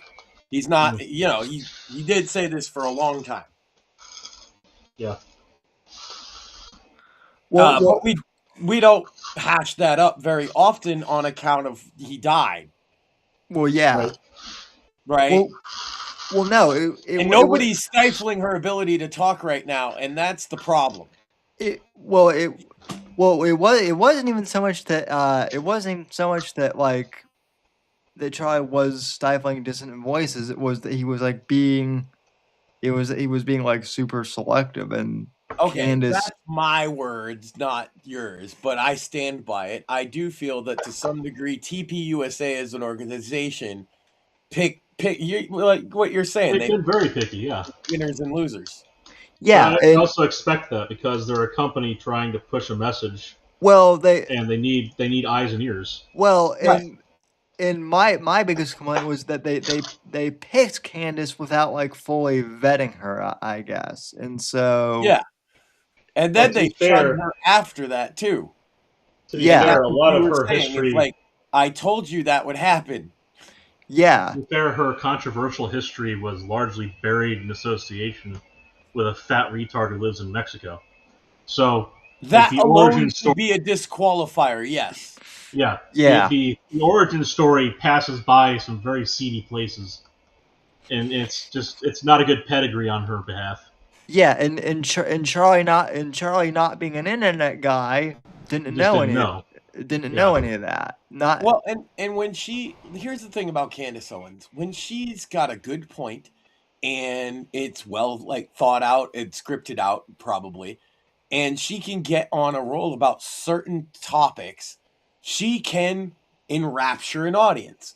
The problem yeah. now is she is enrapturing that same audience, but she's doing it with what I consider to be delusional statements. If they're not delusional, then she's intentionally lying. Yeah, well, Well, of course. it's delusional statements, but she's also, if you've noticed, like her audience is basically like the true crime, stay-at-home mom, you know, Fair. A good podcast approximation on it, yeah. demographic, right? I mean, her whole premise is it's like a it's like a true crime, you know, who really murdered Charlie, and you know, I just oh want answers because he was yeah. such a beautiful man that I totally didn't like that. What are you thinking? But like really, I think about him all the time and we used to talk about how he was a time traveler. Dude, that bitch is Look, so in love with him and it's so sad, but but it's you have become a to nuisance to the public. but you have Yeah. to compartmentalize that. She learned how to speak her mind at the cadence of Tucker Carlson without his annoying laugh. Well, she has an annoying laugh all her own though. Yes, she Yeah. does. To be fair, so do I. Well, it can't be too annoying. It hasn't annoyed me yet. Oh, So I annoy you in other ways, and you know it. There's a clip that I was looking through all the old clips to make songs out of it. There's one, it's a little too long, but it's just called Max Annoys Sam for 15 minutes. And it was a pleasure to watch that back because I really did. I could see you twitching like, he needs to shut the fuck up now. It's good stuff. yeah. I'm glad you have me back sometimes because I don't know why. Have you checked out my rap remix of my top 10 schizo post, Sam? Because that's a good one. That one I will check out. So Yeah. Well, check out the album first, which is available on all regular music platforms, Spotify, iTunes. That itch, right to offend. yeah, and I will add that to the list of links for the show too. Hell yeah. But anyway, I think that just about does it for the show tonight. Like Morpheus said, Bits and Bones, 10 p.m. should be pretty I fun. apologize for last week. I tried something new last week and it completely borked the show.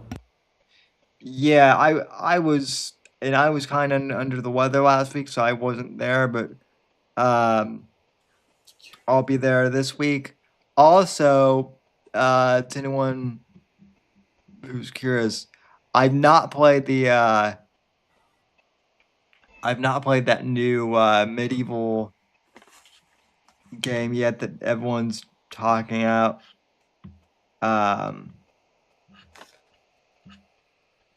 Crimson Desert. Yeah, People keep saying, Sam, you should play Crimson Desert. Sam, If fuck that. It's $70. Pick up Where Winds Meet. It's a That's very what I'm similar currently kind playing. of It's game, so good. and it's free. yeah, no, I've played Where Winds Will Meet, and it is a good game. Crimson Desert is not, I'm not saying it's dog shit, but like it is very much Black Desert too. And so I'm willing to wait for it to go down in price, and it will. Same. Yeah, same. Well, all I was gonna say is if someone really wants me to review Crimson Desert, then PayPal me the money, basically. Send me a copy and I'll review it. Yeah, pretty much. Well, shit. Send me a copy. I'll stream it. Oh, wait, you guys. Never mind. Yeah, I mean, And sometime this weekend, I'll be streaming the newest demo version of the game that I did about a month or so ago. Cognition Method. So- I think, Sam, they should, instead of that, they should buy 5 copies of your book. yeah. Actually, they should. I think it would be a much better use of their money.